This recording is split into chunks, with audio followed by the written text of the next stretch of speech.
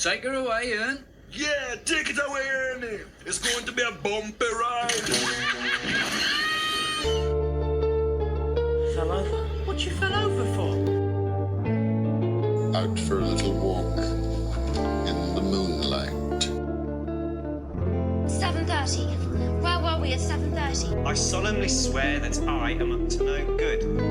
Turn to page 394. You foul, loathsome, evil little cockroach! I didn't mean to. Mischief managed. You and your bloody chicken. Hello, everybody, and thank you for listening to Retold, the podcast where I retell you my favorite story of all time, Harry Potter. Every single week, I go through the Harry Potter books 2 chapters at a time. We talk about some favorite lines, lore, behind-the-scenes things. At the end of the show, we have a spoiler section called the Restricted Section, so stick around for that. But I never do this journey alone. I always have with me some special guests, and this week, I am joined by Pottergram famous couple, Wizardinghousecommonrooms. It is Evie and Peter. Hi, guys. Hey. What's going on? Be on here. Yeah, nice to be here. Good. And I feel like I've heard a few different versions. Should I say Evie, Evelyn, Evie? Like, which one do you go by? I go by Evie. My Evie. The story behind my Instagram handle is just that's what I put on my Hogwarts Legacy avatar, and Brown is my maiden name, so I kind of just went with that, and it just sounded older and fit the vibe of Hogwarts Legacy. But my name is 1890s vibe. yeah. My name is Evie. Very cool. Yeah. Well, we're so excited to have you on. Could you real quick tell us about your Instagram? Because I've been following you guys for a while. It's a whole lot of fun to see your posts, and it's very adventurous, but I'll let you guys talk about it. Thank you. And then my husband's here with me, Peter. And Peter. we just Hey, I did a beer. Yeah, the inspiration behind my Instagram was just from Hogwarts Legacy. I've loved the books for years and years, and we decided to start like transfiguring our house. Yeah, I think it's like a multifaceted journey of like personal growth, spiritual growth. I think, Evie needed an outlet for her love for Harry Potter, and also for the things that I get that the story has been helping us through with life. Like, as you get older, you realize how much of it really applies. And then just her growth and, being able to become more comfortable doing that, especially in like Christian circles where there's a lot of people who think it's bad. Yeah. A few weeks ago, I was on a podcast called Choose Your Fandom. And the point of that podcast, the host of it is going to be on next week's episode. But the point of it is the girl on that hosts it, she just wants to dive into a bunch of people's fandoms and love for different franchises. And at one point, I was on the Harry Potter episode, and she asked me on that episode about just that. Like, as a Christian, how would you justify a love for Harry Potter to somebody else?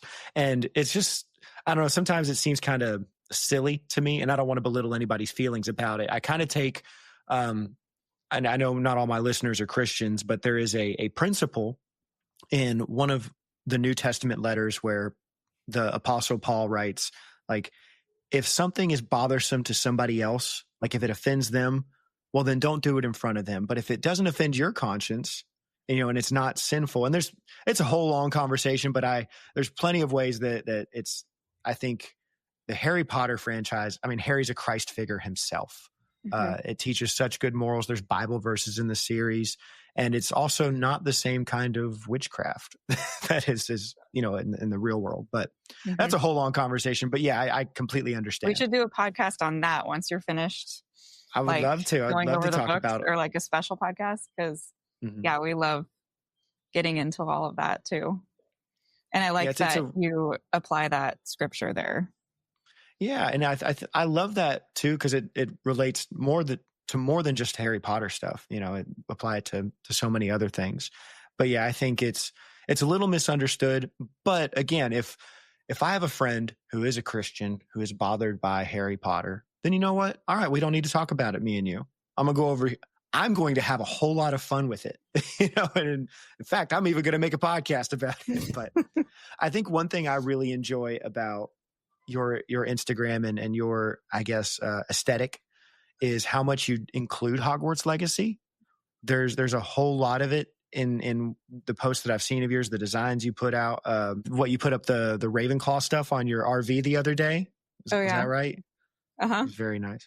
And what about you guys travel the world in the RV a lot? That's pretty cool too. The world, by the world, I mean America. Yeah, we're currently in our RV right now, just taking our kids on adventures. It's really very cool. Yeah, I think with the homeschooling and the remote work, we're able to do this right now, and I don't know how long we'll still be able to travel like this. So we're taking advantage of it for sure. That's awesome. So Wizarding House Common Rooms, y'all. Check that page out on Instagram. I'll tag it in the bio. The other thing I wanted to ask you about before we hop into our episode is you guys just went to Epic Universe.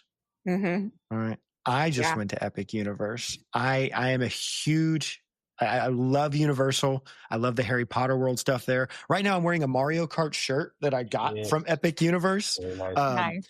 Tell me about your experience. What did you guys think of it? Yeah, so we just went to through the two portals of Ministry of Magic. Yeah, Ministry of Magic, but also what's the other one? How to Train Your Dragon. Yep. Yes. Burke. Man, they did such an amazing job, and like everything is so new and clean, and the cast members and characters are just fabulous. They do such a wonderful job.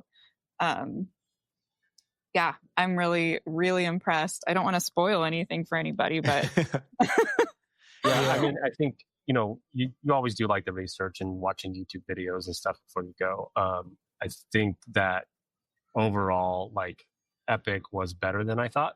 Mm-hmm. And I think it's because I think Universal is upping their game a lot, and Disney, you better watch out because they're taking over. Heck yeah. You want competition. You want everybody to level up their game, things like that. It's the good side of capitalism. Exactly. But they're bringing the magic for sure. Well, one thing I really appreciated was it felt more cohesive as far as like when you're walking through Universal, it's hard to find your way around like the other parks. But this one, there was like intentional, let's make it easy for people to find the portals. I don't know. It just felt really, really... I agree. When I talk to people about it, Islands of Adventure is a long loop. And then Hollywood Studios is a bunch of different roads. Epic is a giant circle that's open. There is no path. It's all an open area. It's easy to get from one portal to the other. We went to the Harry Potter area in France, as it were, and we freaking loved it. My only thing that I had an issue with was the Ministry ride was delayed all day long. It was delayed until about 5 or 6 o'clock in the afternoon, which meant, and unfortunately they had that incident with the person losing their life on the Stardust Racers ride. I think that's what it's called.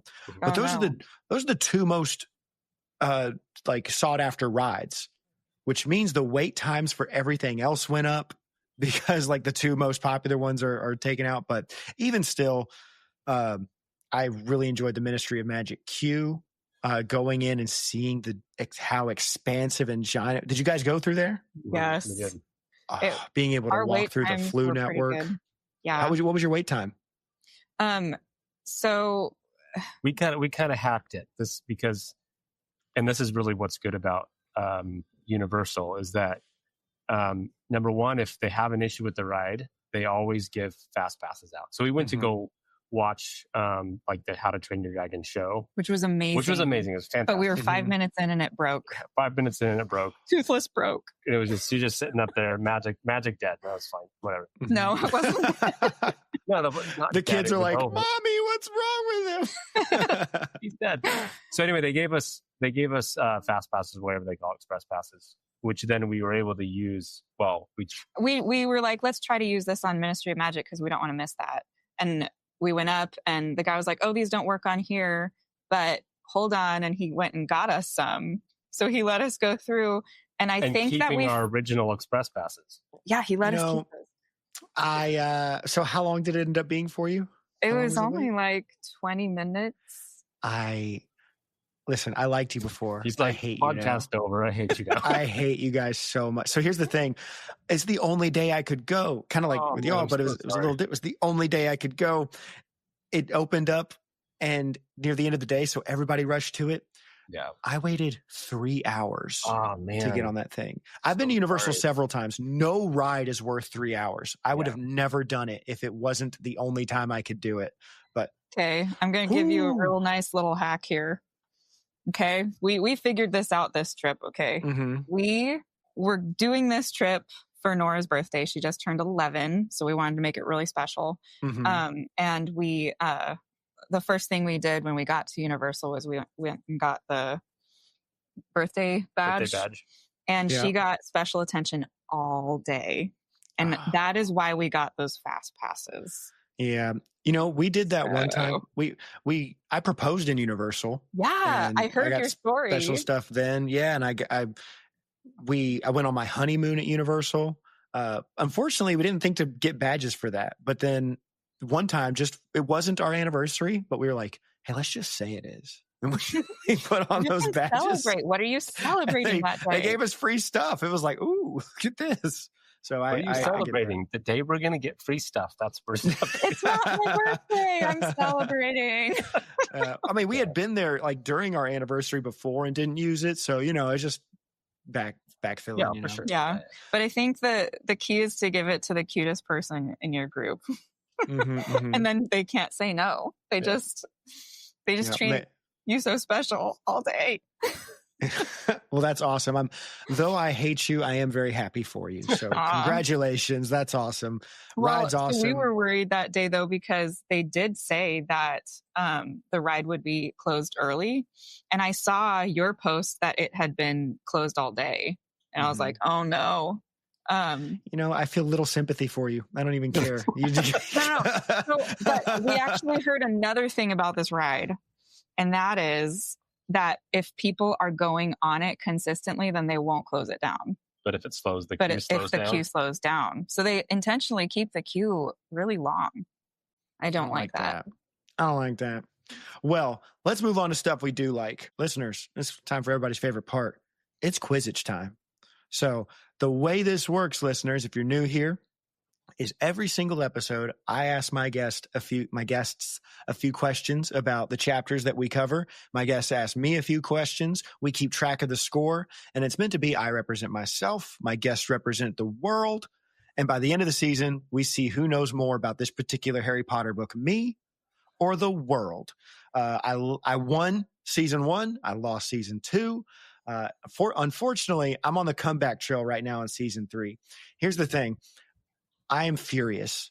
I did not expect this to happen. I am so far behind. I am so far behind at the moment. That's why I'm very grateful to have you two on right now, because when I have 2 guests on, we double up on questions. There is a chance this could go either way. I'm either going to be very happy by the end of this Quizzitch section or very upset, because I might be able to bring it back, listeners, or I could just like double how far I am in the hole. I don't quite remember. I can't remember at the moment what the score is right now. Future Barry will come back in and say what it is, but I know I'm at least 4 points behind, but we shall see, and you shall see. The current score, dear listeners, is 10-6. I am in fact 4 points behind, and the world is in the lead. So we're going to get it kicked off. I even have extra questions just in case you guys ask me the same ones or whatever. So I'm going to let you guys go first. And here's how I think we could do it. Evie, you ask me a question, then I'll ask you. And then Peter, you ask me, and then I'll ask you. And here's the thing. Sometimes I'm sympathetic. And sometimes I think, you know what? they're together. Look, I got a lovely married couple right here. I'll let them help each other. No, I'm not going to let you help each other. Yeah. We had a 20-minute wait in Universal, so there's no sympathy. That has nothing to do with this one, right? I am just furious at how far behind I am. I will crawl and claw my way back to the lead. So, Evie, what's your question? All right. So my first question's in the Firebolt chapter. Right after his unsanctioned trip to Hogsmeade, what did Harry go straight to his bedside cabinet for? He went to go get the photo album that Hagrid gave him with all the pictures of his parents. Yes. Yes. That was an easy one for you. There you go. His leather-bound photo album containing photos of his parents that Hagrid had given him, where he found what he was looking for, a picture from his parents' wedding featuring Sirius Black. Yes. Well done. So what was I going to say? Between the two of you, who would you say is more knowledgeable about Harry Potter? It used to be me, but Peter's coming along quite well. Yeah, that. I don't know. Like that. I mean, okay, so we can say pretty even.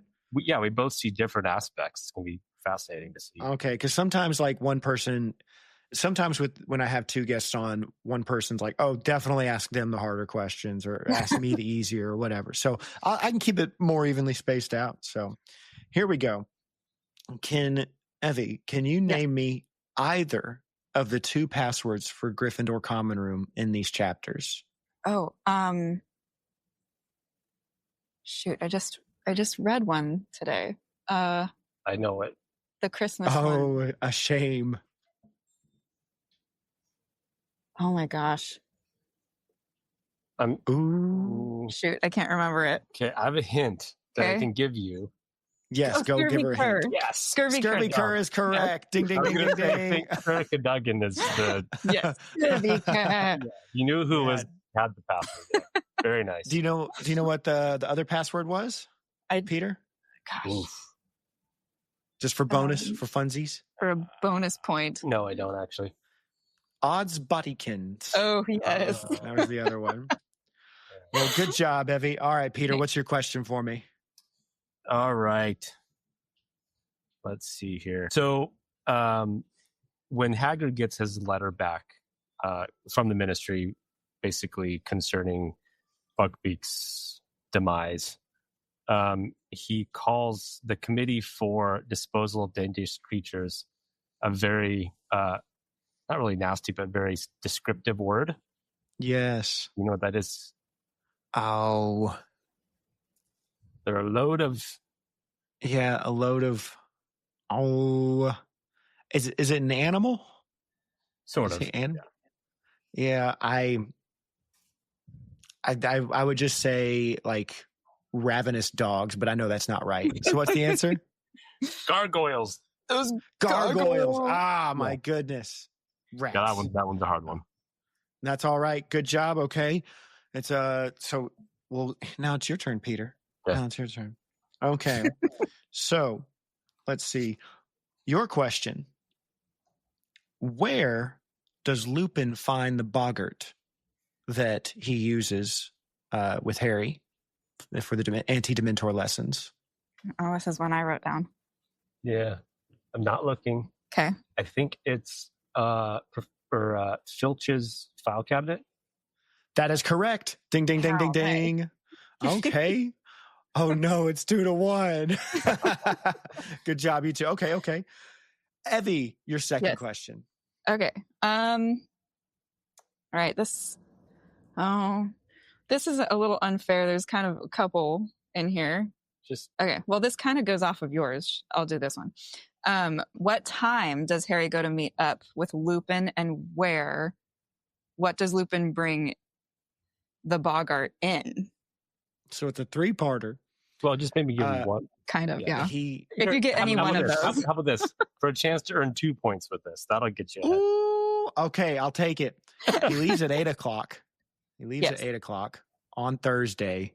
They meet in the History of Magic classroom. Mm-hmm. And Lupin brings my version said just a suitcase or a case. It says a case. You got it. Woo! Maybe you could go ahead with those. Oh, Nice. You know what? I love you guys again. This is great. You guys are wonderful. Because that was like a two-parter I know, question. There was a lot of detail in that one. Yeah. Well, it knocked out two of my questions that I had for you guys as well. Okay. What, Evie, your question. Okay. And this one's a bit of a hard one. Actually, no, I don't think it is. I think you can remember this one. What creature did the Committee for the Disposal of Dangerous Creatures not want to go near? When they're studying this, Ron discovers the creature and he goes, "Oh, actually, they sentenced this one to death, but then they didn't do anything because nobody wanted to go near it." What creature was that? That was the Manticore, right? That's right. Ding, ding, ding. Okay. You guys are killing it. 3 for 3. Wow. That's awesome. All right. Peter, what's your question? My questions are so No, this is good. That one, or there's this one. Yeah, no, I think this one's probably good. What did Mrs. Weasley knit for Harry, or let's just say for Harry that year? Was it a Mrs. sweater? Weasley knitted something for Harry, right? Is it a sweater? Oh, what color was it? Get into detail, I guess, is the question. Was it rouge? No, it's not right. What color is it? I mean, it's that's another word for it. Red. Let's give that to him. Let's give it to him. So it was a scarlet jumper. That's a good from you guys are so nice to me. This is this is flipped now. This is flipped where my guests are like, you know what? We'll take it. I appreciate it. Thank you. All right, Peter, your last question. Okay. Let's see. I'm looking through. Okay. What type of bug does Harry compare Trelawney to whenever she appears at the Christmas lunch/dinner? Because the text changes. I don't know if you caught that, but we'll talk about that in the episode. Oh, I know one. It's like a cockroach or a beetle. That is incorrect. The answer is dragonfly. Oh, Yeah. Dragonfly. I caught that this time around. Okay. Yeah. All right. Well, Hey, you guys still did great though. 3 for 4. I technically did 3 for 4, but listeners, you heard it. They gave me an extra point, so we're good. Yay! So if you lose or you win by 1 point at the end of this whole thing, all right. I will send you a special thank you letter. All right. I'm going to be so grateful to you guys. Fitchberry here. Just wanted to update you on the score real quick. The world still has their lead over me, but I have shortened their lead by 1 point. Yay. And the score is now 13-10. Well, thank you very much. All right. That's our Quidditch competition between us three. But listeners, your question from last week, if you remember, was what time does Peeves wake Harry up in the morning before his Quidditch match? That was from last week's chapters.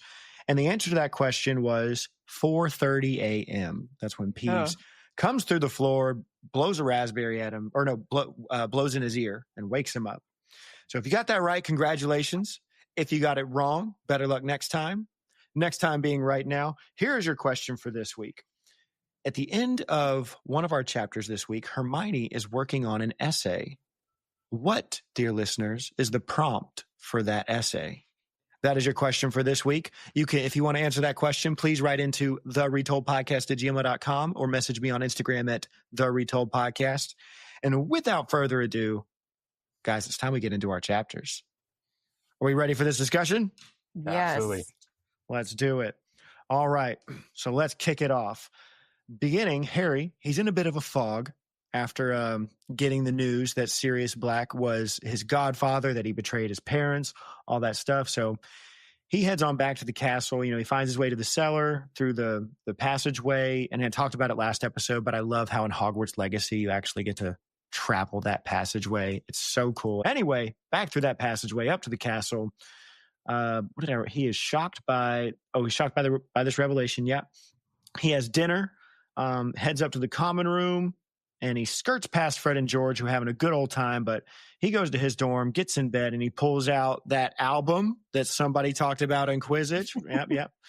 Some amazing memory remembered that thing. He pulls out the album, notices Sirius Black in it for the first time, and he gets upset because he thinks to himself how like the Dementors don't affect Sirius Black. There's an interesting moment. I also want to highlight the note of, it said like hatred like poison was coursing through him. And it's very much, we get a lot of moments that compare Harry to Voldemort, or where we can see Harry has times where he can choose which path he wants to go down.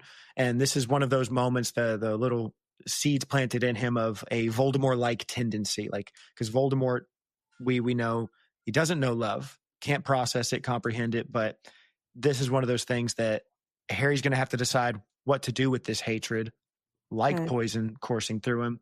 And I also like to call out with comparing Neville to Pettigrew. Like I think he has a dream. I think that's what it is, or he's at least thinking about how Sirius killed Pettigrew, but in his memory, he pictures Pettigrew as being like Neville. And that's an interesting comparison to have Neville be the Pettigrew one. I think it's accurate in as far as Harry's experience goes, but wanted to call that one out. Ron comes up the stairs, checks in on him, being a nice bro. And so Harry has a bit of a rough night, doesn't fall asleep for a long time. But good news, it's the Christmas holidays. Yay! Yes. He wakes on up. Yeah, I know he needs some joy in his life right now. Comes down the stairs. It's almost freaking noon. Harry, get up. You're forming bad habits sleeping that late. All right. I remember I had a military father, and he hated when we slept in at all. And his rule was like, the later you stay up, the earlier you have to wake up. And he was always like, sleeping in creates a bad lifestyle. And so much so that if I ever wanted to take a nap, when I was in college, I lived at home and would commute, but I would drive to my local library to sleep in the parking lot because he did not let us nap in the middle of the day. Man. Yeah. That's crazy. But anyway, Harry sleeps in, but he heads on downstairs, sees the fam, Ron and Hermione. They both look at him, both of them. You look terrible, which is exactly what you want to hear. So good for him. Well, and he also was avoiding them. Mm-hmm. Yeah, he didn't really want to see talk to them after he found out about Black being his godfather. Yeah, and now it's the moment where it's like, at some point, you're going to have to face the music. At some point, you're going to have to talk about it. And I really like the conversation that follows between the three of them. It's a really interesting, it's really one of, I think, the best dialogues in the series. I messaged you guys beforehand saying like these two chapters have some of my favorite moments in the whole series. And I think this dialogue is so good because, Ron and Hermione and Ron, like everybody has good points all around. Hermione and Ron are asserting that Harry shouldn't be too rash, but Harry's talking about guys, I hear my parents. Like, do you know what I hear? I hear my parents when they're about to die. And they're both making good points because they're telling Harry, don't go out there. But he's like, of course I'm angry. What are you going to do about it, though? He's a murderer. Well, I don't want nothing to be done. And so I really enjoyed this conversation reading it. Yeah. And I guess contrasting Harry and Hermione, who have had both their parents present through their whole childhood, versus Harry and his horrible childhood that they still, as kids, they still had really good things to talk to Harry about, but still they didn't get it. And Harry was almost out of his mind, with that hatred and the renewed, what the Dementors were doing to him actively. And I don't know, it was a lot of compound traumas that were hitting him all at once. And the other interesting thing that I was just thinking of is that hatred comes in when someone who you thought was safe, someone that you let in, betrays you. It's Voldemort didn't betray Harry. Yeah, he never set himself up as a friend. The hatred, so basically at this point, I think Harry hates Sirius more than he hates Voldemort. Right. Voldemort isn't necessarily the bad guy. Well, because it would be like if Ron betrayed him like that. Yeah. like one of his best friends. I mean, to the point you were making earlier, Evie, the reason Harry had to grow up with the Dursleys in his mind now is because of this guy. The reason for how awful his childhood was is because of this guy. But yeah, I enjoy the back and forth. You know, I also really like, you know, Harry says that, and like this would aggravate me to no end as well. But when he brings up Malfoy, saying like Malfoy knows about it, like he knows. It's also really silly. I commented on this in the last chapter, but Malfoy saying like, I wouldn't personally, I wouldn't let him get away with this. Talking about Sirius Black, I would want to go after him and get revenge. And I just laughed because like, Malfoy, you run away from every fight that is offered to you. But and I also like the moment though, when Ron fires back, are you going to take Malfoy's advice over ours? Like, I understand you're mad, but like, why are you listening to him? Because he's aligning with Malfoy more in that moment. Good point. Yeah, very good point. So love that conversation, but they finish. Oh, and I like the end of it when they get the letter from Hagrid, I think, or no, they talk about Ron suggests he wants to go see Hagrid, like take his mind off. Let's go see Hagrid. And Hermione says, no, it's dangerous out there. And Harry goes, no, let's go see him. He can tell me all about why he hasn't told me about Sirius Black, all these chances. And Ron's reaction is, oh, shoot, that's not what I was expecting. How about some gobstones? He's like, I'm trying to get off of the subject. So they go see Hagrid. And I also love this interaction too. Yes. Like, this dialogue set is really good as well. Because Harry wants to go in, guns a-blazing. But the moment he actually sees Hagrid and that he's a wreck, he kind of melts. And, you know, in next week's chapters, I think it's one of Harry's worst mistakes he ever makes, as far as like, you know, risking his life and all this stuff. Spoilers. But this moment, I think, shows I'm always like a Harry apologist. I love Harry. He's my favorite character. This is one of the moments that shows how good of a person he is, I feel, when he, you know what, forget about it. I need to take care of Hagrid. Let's talk about what's going on with Hagrid. Be nice to him. So Hagrid's sobbing. He's inconsolable. And we learn that he's not going to be punished anymore for the Buckbeak stuff. But he was sent a letter that explains that Buckbeak will have to go on trial. And the kids try to assure him that everything will be fine. But he says that the Department for the Disposal of Magical Creatures, I even wrote it in my notes. Peter. They're gargoyles. They're gargoyles. Those gargoyles. I know. But they'll definitely be trying to kill Buckbeak. And there are 4 things I wrote down here that I love about this scene. 1, like I said, Harry's anger melting away. 2, I love seeing Buckbeak in the cabin. All right, over there, because they're like surprised. They look over and see him just chilling on the bed. I also I wrote down Ron being Sheldon. So I don't know if you guys get this, but have you ever seen The Big Bang Theory? I've seen a couple of them, but yeah, so I know who you're talking about. I haven't. When the character, listeners, if you haven't seen it, there's a character in the show, main character named Sheldon. He's terrible with social interactions, just terrible. But he's like, he operates according to principles he's been told. So if somebody tells him like, when somebody's upset, this is what you do. And growing up, he said that his mother always told him, if somebody's upset, you bring them a hot beverage. And so when Ron or Hermione and Harry are offering help to Hagrid, and then they look over at Ron like, are you going to contribute? And he goes, I'll go make some tea. And they look at him like, what? He just goes, it's what my mom always did when somebody's upset. My mom always does. But you know what? I think that it was misunderstood in that moment, because for Ron, physical comfort is what he responds to. Yeah. So he was trying to physically comfort Hagrid in the way that he wants comfort. And that's exactly what Mrs. Weasley does too. Yeah. She makes that's a really good point. Right. Yeah. It's like, that's how she did. Yeah. So. But Hermione jumps to, we're going to help you like win this case back. And, she wants to solve Harry kind of piggybacks onto Hermione. And I think it was just Ron's hesitation maybe that. Yeah. Hagrid's getting the full service. All right. You know, like Hermione intellectually, Harry kind of emotionally, and Ron physically. Yeah. Of all those, I think I want that physical comfort. I need to, I would love the tea. And we see throughout the series, most of the time that Ron does get upset, it's because of lack of physical comforts. Lack of Typically. food. That's And that's why he's always eating.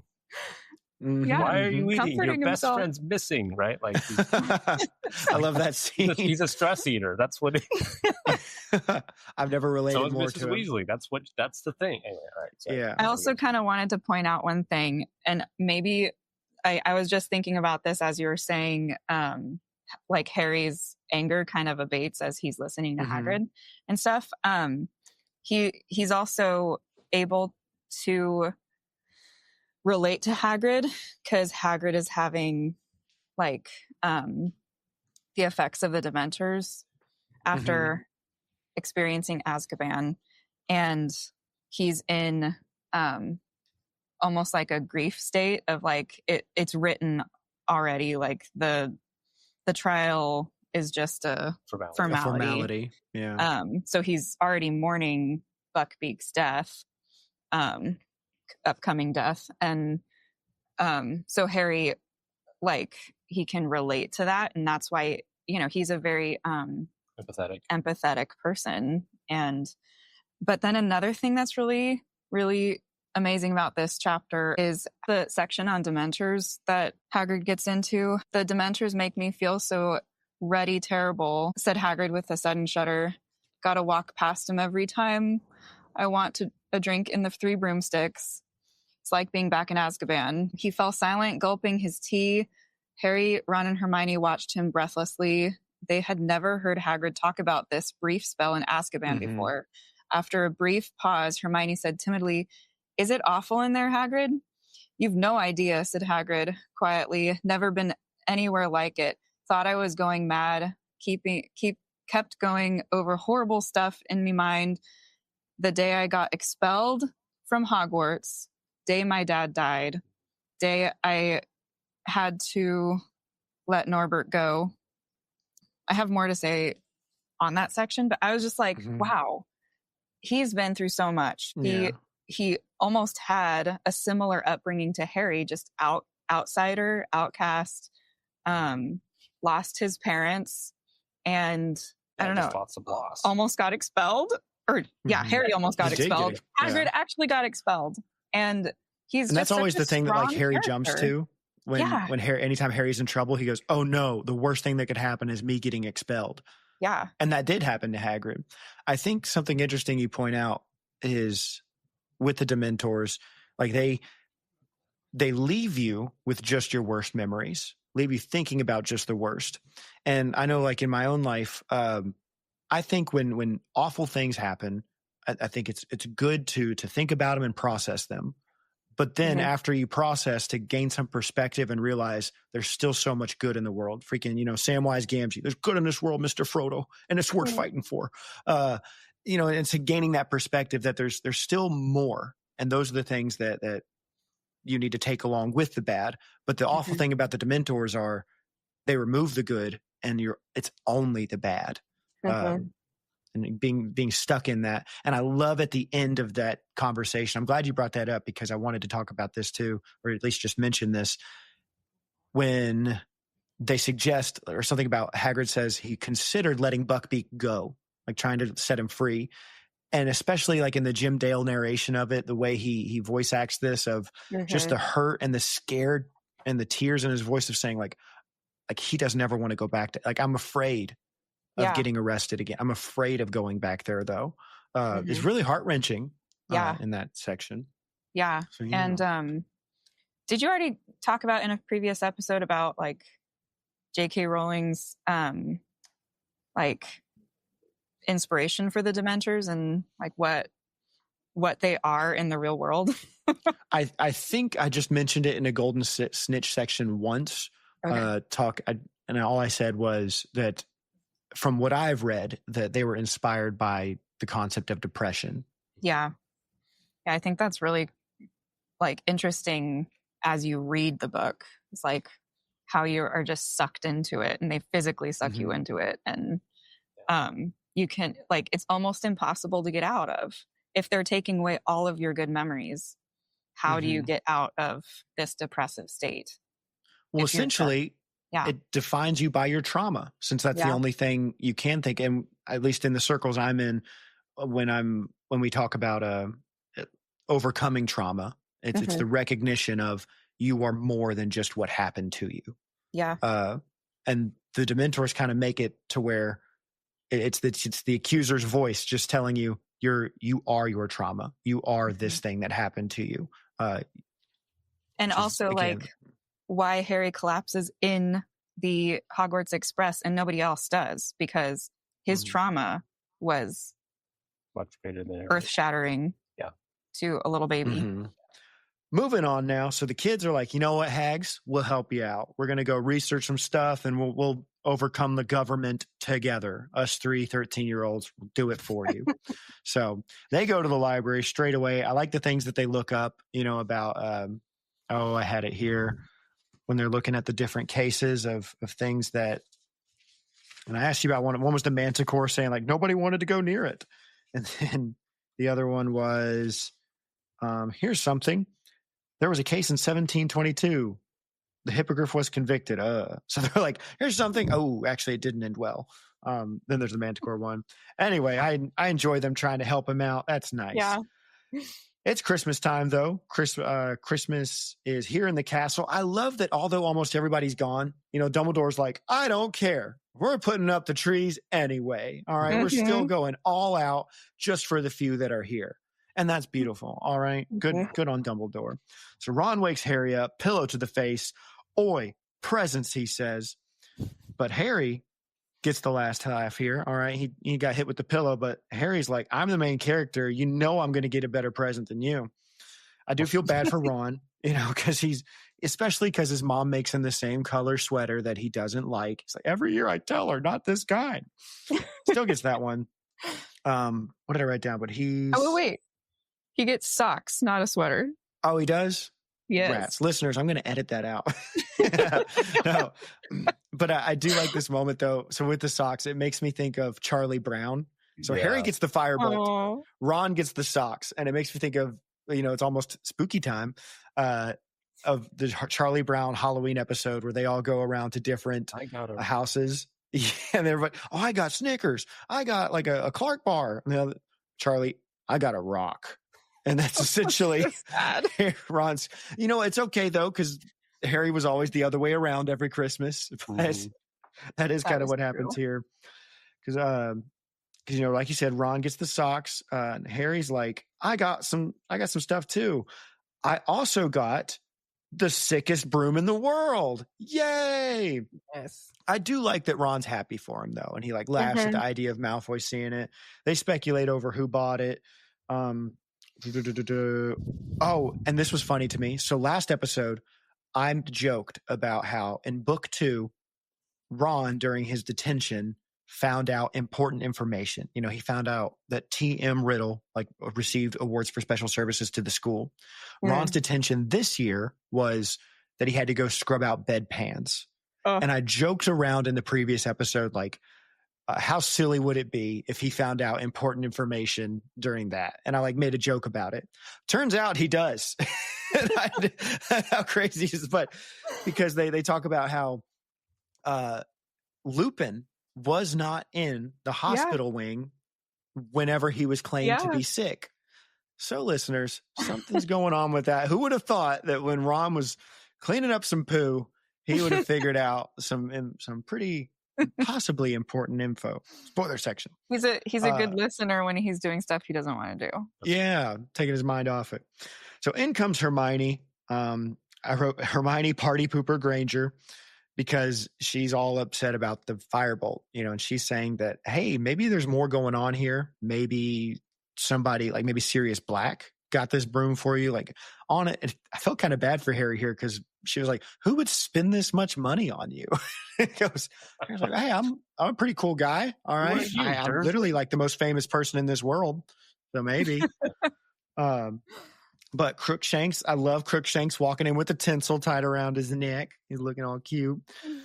However, Crookshanks does try to do a murder, attacks little scabbies, and Ron's not happy about that. The sneakoscope falls out and does a little dreidel action. How fitting for the season. All right. And I like that Ron is upset in this moment about 2 things that he caused because he gets upset that, when he goes to kick Crookshanks, he stubs his toe, and he's furious about that. But then he barks at Harry to put the sneakoscope away, but that's the sneakoscope that he gave Harry. So like Ron's injuries being self-inflicted a lot. So I enjoyed that. Anyway, they're heading down to Christmas. And this is what's funny to me. I made note later in the chapter, but I'll say it here. When they first go, it's called Christmas lunch. But when they leave, it's called Christmas dinner. But it makes note that it was only 2 hours. So mistake in the book, everybody. All right. We don't know if this was Christmas lunch or dinner. Unless I wonder if that's like a both together. translation thing for our books, because I think in Britain it's called something else.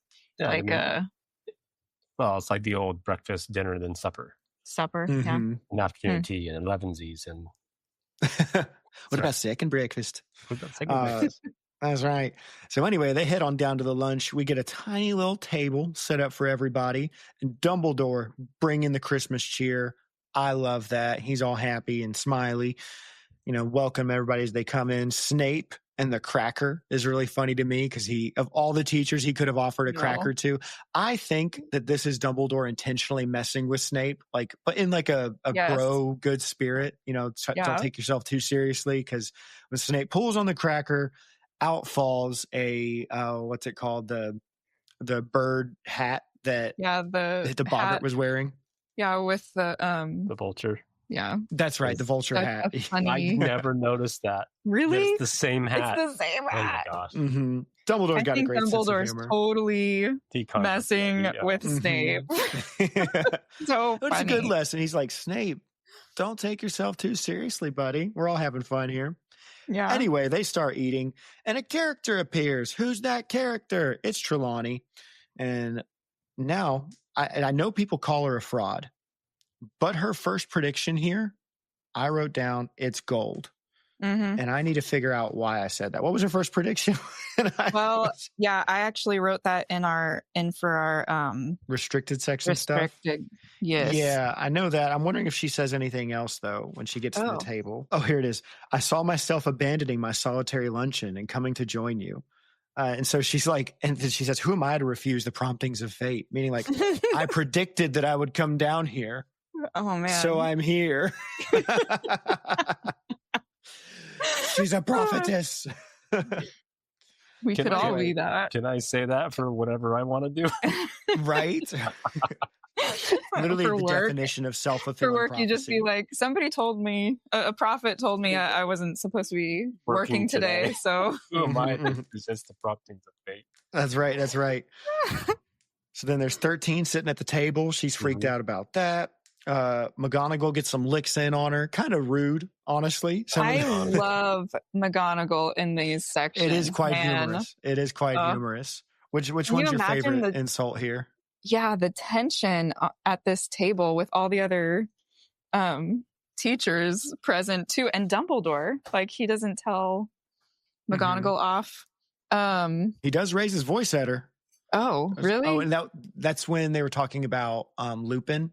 Because she says something like, why isn't Lupin here? I'm sure Lupin's just fine. And Dumbledore's like, I don't think we need to talk about this. And he's like, still kind of sounding cheery, but Harry noticed definitely that he had a raised voice a bit. I do like the moment where, something along the lines where Trelawney, when she asks about Lupin and McGonagall says, I would have thought that you would have known. And Trelawney basically goes, I don't like showing off how omnipotent I am. All right. It's not good for other people. It doesn't make for good conversation. And I was like, she would have been a good podcaster. Yeah. Because sometimes you ask questions you already know the answer to for the sake of conversation. We accuse her of being socially inept. She seems pretty spot on right here. Yeah, that's true. And then that's when we get the lunch and dinner mess up line where on the way out, it called it dinner. But Ron and Harry leave. They spook Trelawney because she's like, who got up first? Ooh, maybe we'll talk about it in the restricted section. Anyway, Hermione says that she'll stay back to talk to McGee. So Ron and Harry, they go to the dorm, admire the firebolt for a minute, like, gee, I sure hope no teacher or authority figure comes in and takes this from us. And then, bam, in comes McGonagall, like the Kool-Aid man, to the common room, and she takes it away. What do you think? I wanted to ask, what do you think of Hermione's decision here? Of telling on the broom, so to speak. I think Are you it's guys in kind of agreement? I think it's an echo, actually, of what Neville does in the first book, where he has to stand up to... I won't let you. I'll fight you. Yeah. So, like, Hermione has to do something that she knows will make her friends really mad at her. Mm-hmm. But she's doing it because she cares about them. So she's putting her popularity second and their safety first, Harry's safety first. So, yeah, I think this chapter, I mean, really, this chunk of chapters here and the next chunk, I agree with Hermione's motivations for all of it, but it's always her presentation. It's always how she goes about it that's wrong. It's like the way she puts forth the information or tries to discourage them from breaking the rules. Each time it's like for their good. And even I love that Harry has like the emotional awareness to notice, like later he admits, and like at the beginning of the next chapter, he knew she was right or that she cared. But it sucks the way she went about it. It sucks the way that she did it, and that it just had to be done anyway. Yeah. So. Well, in the next chapter, he only comes around to Hermione after he gets the firebolt back. You're out of timeout now. Yeah. Okay. I got what I wanted. Everything's okay now. Yeah. You're not so bad. Yeah.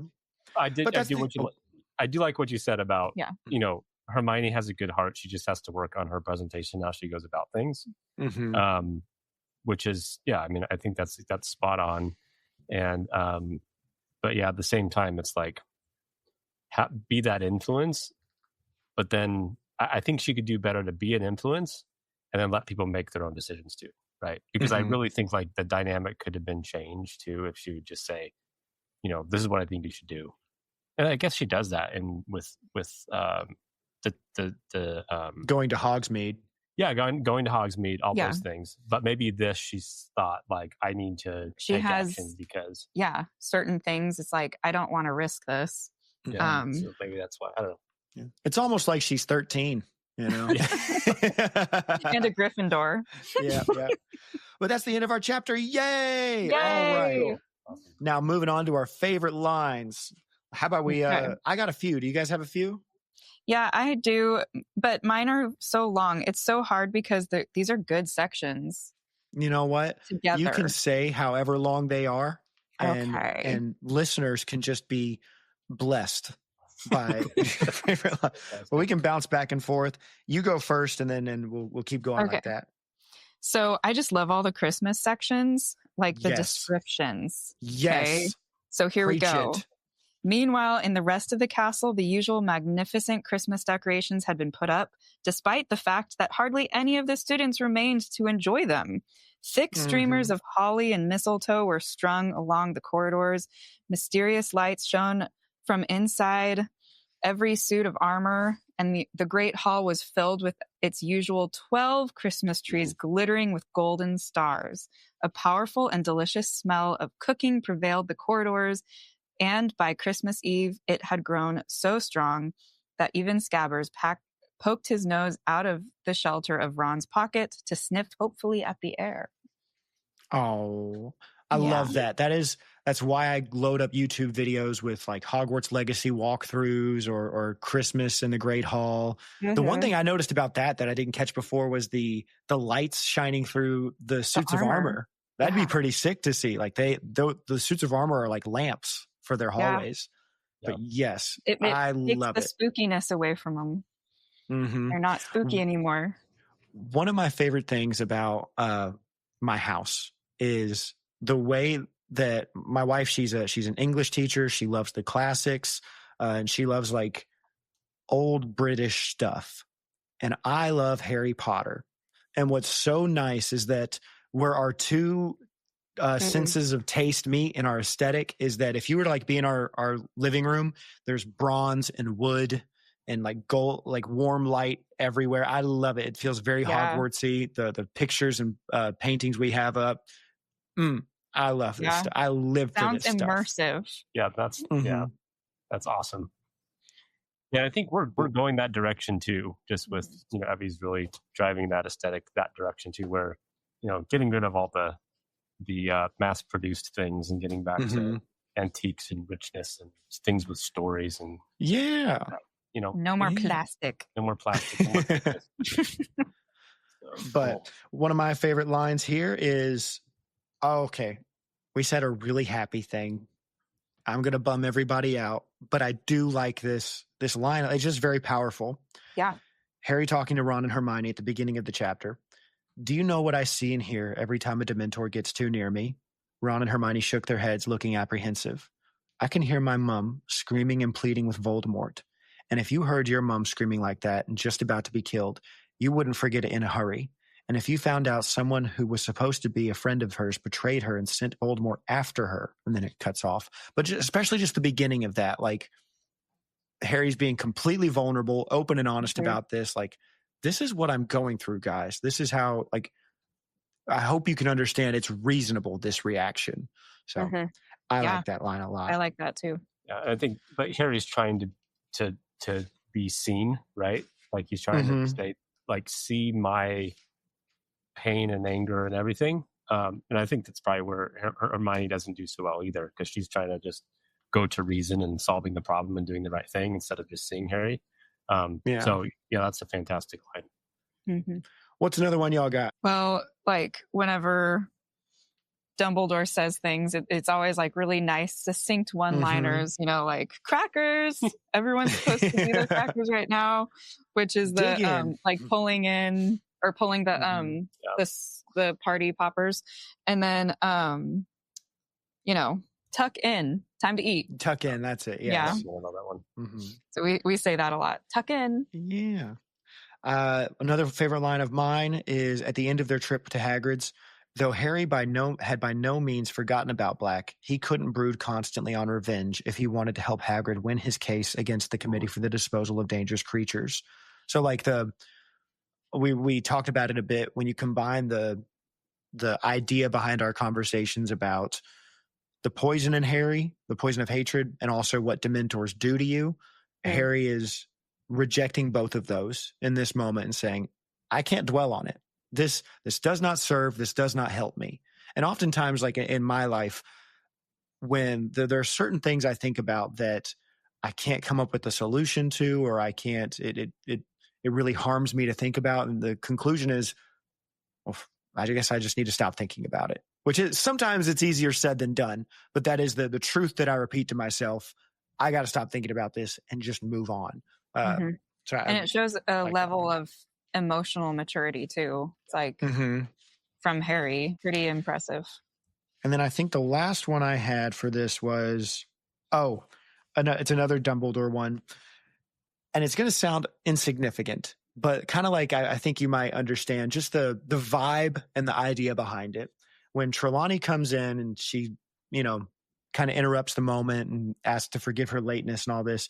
Certainly, said Dumbledore, his eyes twinkling. Let me draw you up a chair. And it's like, you're not an inconvenience. I'm happy to have you here. And his eyes just twinkling. And like I was saying, so few people at the school, but he still had the whole place decorated. And it's very much a weird, like going after the one sheep almost, but like doing the most for just the smallest. And I love that in that moment. And I bet this was like his favorite thing, just to have a few people there. It's pretty cool. Yeah. Your best Christmases are nice, small and cozy. My favorite holiday is New Year's Eve. And it's because I think every year, my favorite TV show growing up had a marathon on New Year's Eve, and nobody else in my household cared about it, but my mom would sit and sometimes it'd be almost the full day long, and we would get little VCRs or VHSs, blank VHSs, and record it. And I think that's where it started. And then eventually it just turned into me playing every New Year's Eve. I play like a 30-round game of Mario Party with my friends. And I'm happy for whoever shows up. I'm happy to just, it's like I don't even really care about the idea of New Year's Eve, but just the idea of having all the people together to celebrate it. That's what I love. With not a lot of expectation, you're just being together. Yeah.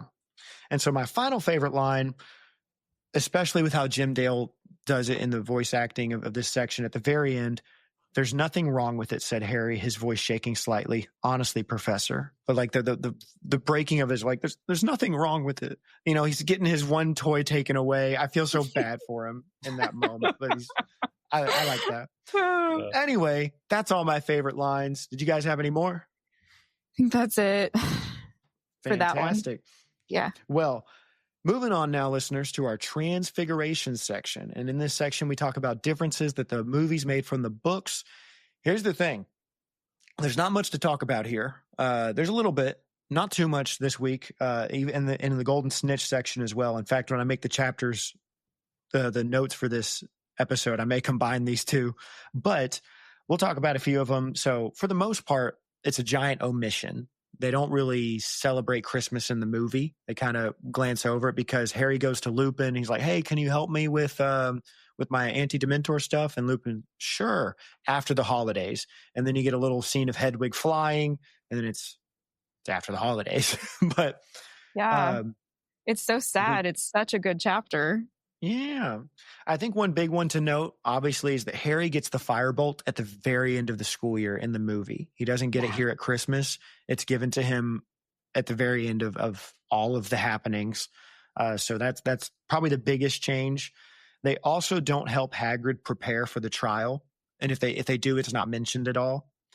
And then the other one is that the Hagrid stuff is kind of the same thing with Hogsmeade. So this bulk of chapters in this section, these middle chapters, are where things kind of like get confusing to talk about transfiguration stuff compared to the movie. Because in the movie, they combine so many things into one. Like all the Hogsmeade trips are smashed into one trip. Mm-hmm. All the Hagrid stuff is broken up very weird compared to the book. So there's not all these different moments of Hagrid going to trial or updating them throughout. It's just like they go out to the lake, Hagrid's talking, and then he says the result of the trial, essentially. But that's the other big one. And so that's pretty much all our transfigurations. So now, moving on to our Golden Snitch section, which is little lore grabs, behind the scenes things, little tids and bits that I discover. I only got one this week for this section. There's a few more in the next chapter. But for this chapter, we want to give a nice shout out to the lovely, the generous, the amazing Committee for the Disposal of Dangerous Creatures. Yay! Yay. This committee was a committee under the Department for the Regulation and Control of Magical Creatures and was responsible for the execution of any magical creatures deemed to threaten Wizarding Britain. In 1722, as mentioned here, the committee sentenced a hippogriff to death. The method was by execution, which Hermione called disgusting. Then there's a bunch of stuff that it talks about on the Harry Potter wiki that relate to this chapter, so information we've already covered. The only known member, we only see two, and one, it just says elderly committee member, and that's the one later we'll see him. He's given no name, but the only named member of this committee is Walden McNair, and we will talk about him more later. But yeah, so that's all we got for our Golden Snitch section. And that covers all our coverage for that chapter. Listeners, I forgot something. Evie has just pointed out to me, didn't even realize, we never asked this lovely couple what their fandom IDs are. And if you don't know what that is, it's basically what is their Hogwarts houses, what is their favorite book and their favorite Harry Potter movie, and how they got into Harry Potter. Usually the intro question, I forgot to, so we'll do that right here. So as I just said, you two, would you mind answering those questions for me? What your Hogwarts house is, your favorite book, favorite movie, and how you got into Harry Potter? You go ahead. Okay. Yeah, so I am a Gryffindor officially. I know it's cliche, but that's what I was officially sorted into. And so, growing up, I think early on, I could have been a Ravenclaw. But I think over time, it's kind of grown past that and been more Gryffindor oriented, just in my own personal growth and things like that. And then for my favorite book, that's a difficult one. I would really have to say probably Prisoner of Azkaban. Okay. Well, I'm glad to have you on this one then. Yeah. And so I feel like there's some very interesting and meaningful topics that are presented. And it's cool that we're aligned with these two chapters, because talking about Dementors, talking about Patronuses, I love Lupin's character. He seems like a person that I could just go to get encouragement and understanding and all. Like Hagrid's good too, but I think Lupin has a lot of care and wisdom, and even beyond anybody else too. So there's a lot of different things that, like, it was like the first two books are very like magical and kid-like and childlike. This third book is really where things start opening up, right, for Harry, and there's a lot of growth getting more mature, introducing real world concepts. Yeah, all of those things. He's really starting to dig into his trauma, and those challenges are definitely presented there. Of course, later on in the books, more stuff happens, but this is like the turning point, right? And so I do definitely, if I had to pick, I think this would be it, Prisoner of Azkaban. So very good. And your favorite movie? Ooh. Used to be Order of the Phoenix. Yeah, so I think it's a toss up. I think like between Order of the Phoenix and Prisoner, it's a toss up. Very good. And how did you get into Harry Potter? My wife. Heck yeah. Yeah, no, absolutely. So that's how my wife got into Harry Potter. Because what is it? When I proposed in Universal, I was telling people I was proposing in Harry Potter world, and they would go, "Oh my goodness, is your wife a fan of Harry Potter?" And I was like, "I am." She wants to get married. So we're both getting what we want right here, right now. You decide. Nice. Oh, that's great. Evie, what's your fandom ID? I'm a Gryffindor. So you're both Griffies. Yeah, we're both Gryffindors. Which a little bit of a spoiler. In the next episode, I kind of recorded a little out of order for some of these, but in the next episode, we learn that a group of Gryffindors is called a gaggle. Oh. It's not actually just weird. At one point.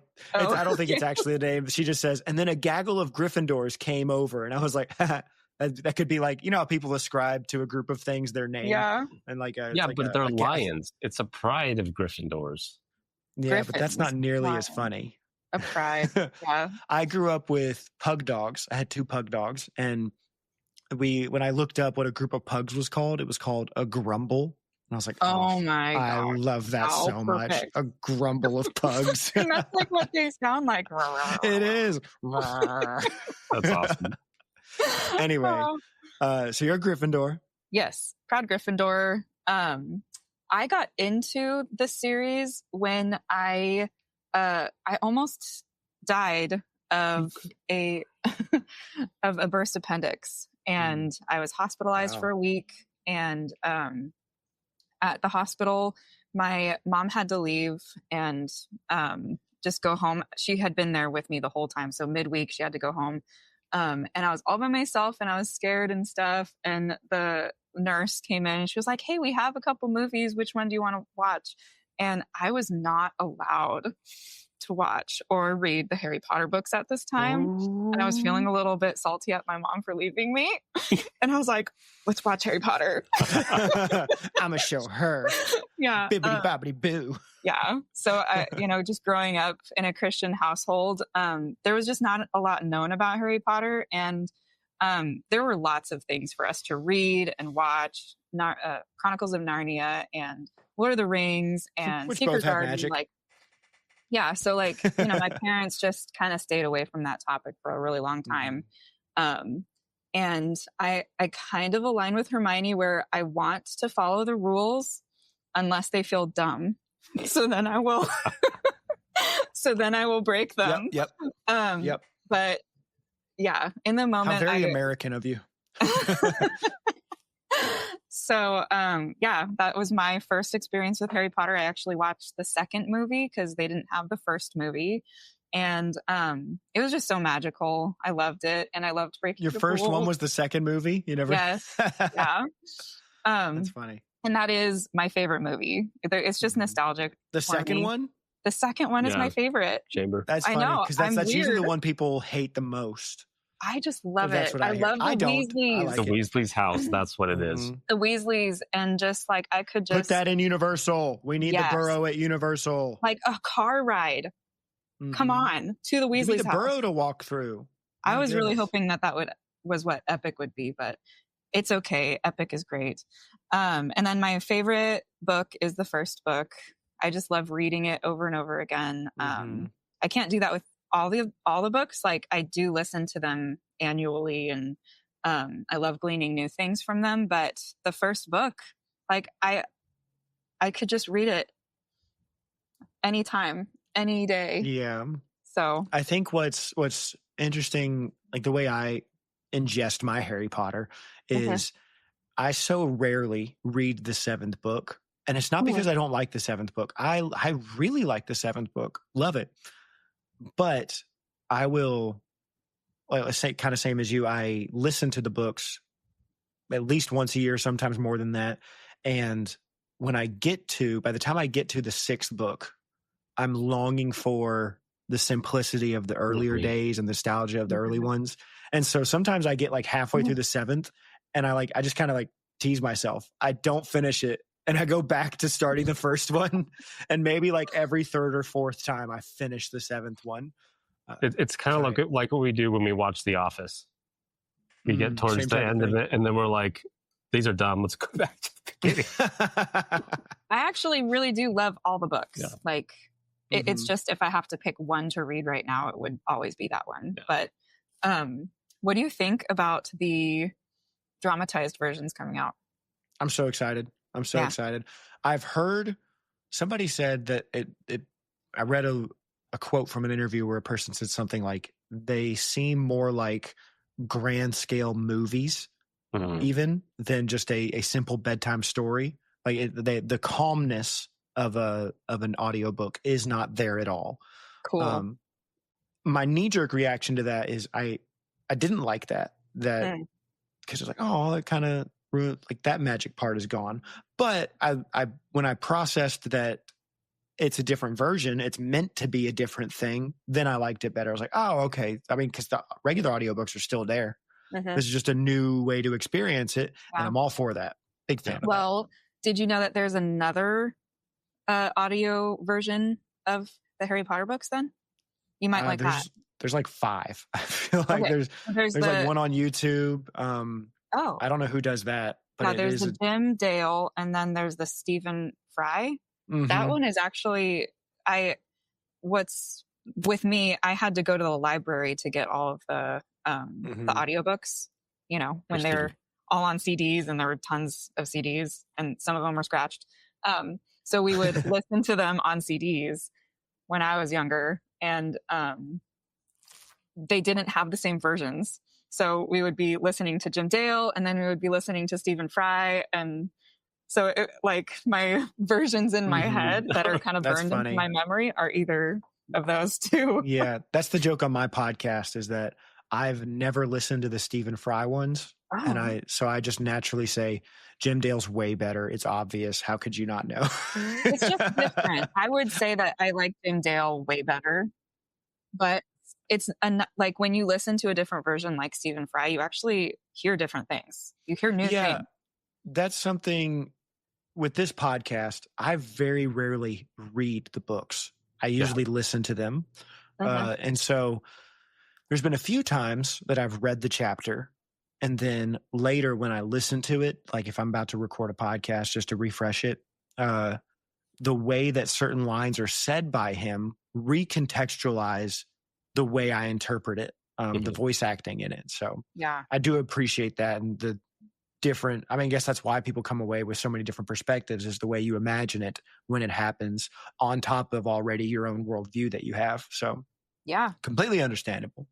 And then, so I guess that's the way you got into Harry Potter. And I guess that's all the Fandom ID questions. Fantastic. Yeah. Yay. Well, let's hop in now to the next chapter, chapter 12, the Patronus. Best chapter. Ooh, okay. Yeah, you were, listeners, Evie messaged me and she was like, hey, I've noticed that you've talked a lot about the first chapter in every episode and then very little about the second episode. Not very little, but lesser. Is that by design? I was like, no, it's by usually how late it is in the night. But we're not recording at night. We're middle of the day, so we can talk as long as we want about this. My first note is I wrote down Harry's nuanced view, and we highlighted it last chapter, but I appreciate that he at least recognizes that Hermione does have a concern for him. Mm-hmm. And then Ron, not so nuanced. He's just like, burn her at the stake, not happy. So she starts avoiding them. It's very sad. But all the kids come back, and Wood tells Harry that he might replace him, basically, like saying, if you can't get that Dementor problem figured out, and if you can't get a new broom in time, and it's like, Wood, what are you talking about? You're not replacing Harry. That's crazy. He is so Wood is such a weird character, but people like him because they're so one track focused. Like that's all that they can think and live for. It's so funny. Yeah. He's basically the stand-in for the jock in just about every show you watch. He's that figure. I like that description for it, straightforward. Yeah. But they tell him about the firebolt, and I love that when they break the news to him because Harry says, yeah, apparently Sirius Black, he's after me and wants to kill me, and they think that the broom could have come from Sirius Black. And Wood just blows right past that part and goes, well, that's stupid. Why wouldn't they give you the firebolt? You know what? I'll give McGonagall a talking to. And just the line where he says, I'll make her see reason. He says something, I will make her understand. And it's like, bruh, or make her see sense. That's what he says. I'm like, I don't know how you're going to do that. Well, they both want the cup so bad. Mm-hmm. That's true, because he's like, she loves Quidditch. She'll understand. I'll make her see reason. Well, and then at the end of the chapter, when Harry gets the broom, McGonagall's like, just be sure you win. Yeah. It's a very quick moment that you can blow past readers, but we talked so much about the vibe of Hogwarts. This is also a really cool moment. This is an awesome magical creatures lesson. Mm-hmm. It's just like 2 sentences or whatever, but it talks about how they're outside in the snow, throwing logs on the fire, watching these little fire salamanders. I love it. That's so sick. I was going to say that too. I'm like, what? We need more. We need more of that lesson. Hagrid is a good teacher. Divination still sucks though, so poor Harry there. Defenses against the dark arts is cool. Harry schedules his first ever lesson with Lupin to guard against the Dementors. On what day of the week, everybody, and at what time? Thursday at 8. That's right. Sounds like a TV show. Thursday at 8 o'clock. Tune in. We get some Hermione sass. So what did I mean there? Hermione sass and Ron did something I couldn't do. What did I mean? That's on page 236. Oh, yes. So they're like, well, I wonder what's up with Lupin. He seems a little haggard. And Hermione just gives them kind of huffs at him, gives him a tisk. And then Ron goes, well, if you have something to say, spit it out. And she's like, isn't it obvious? And she's just kind of being petty because they're being petty to her. But what Ron does, I could never do that, where he just goes, well, if you're not going to tell us, then just go. I would be sitting there like, please tell me, please tell me, please tell me, please tell me. I need the secret. I need the info.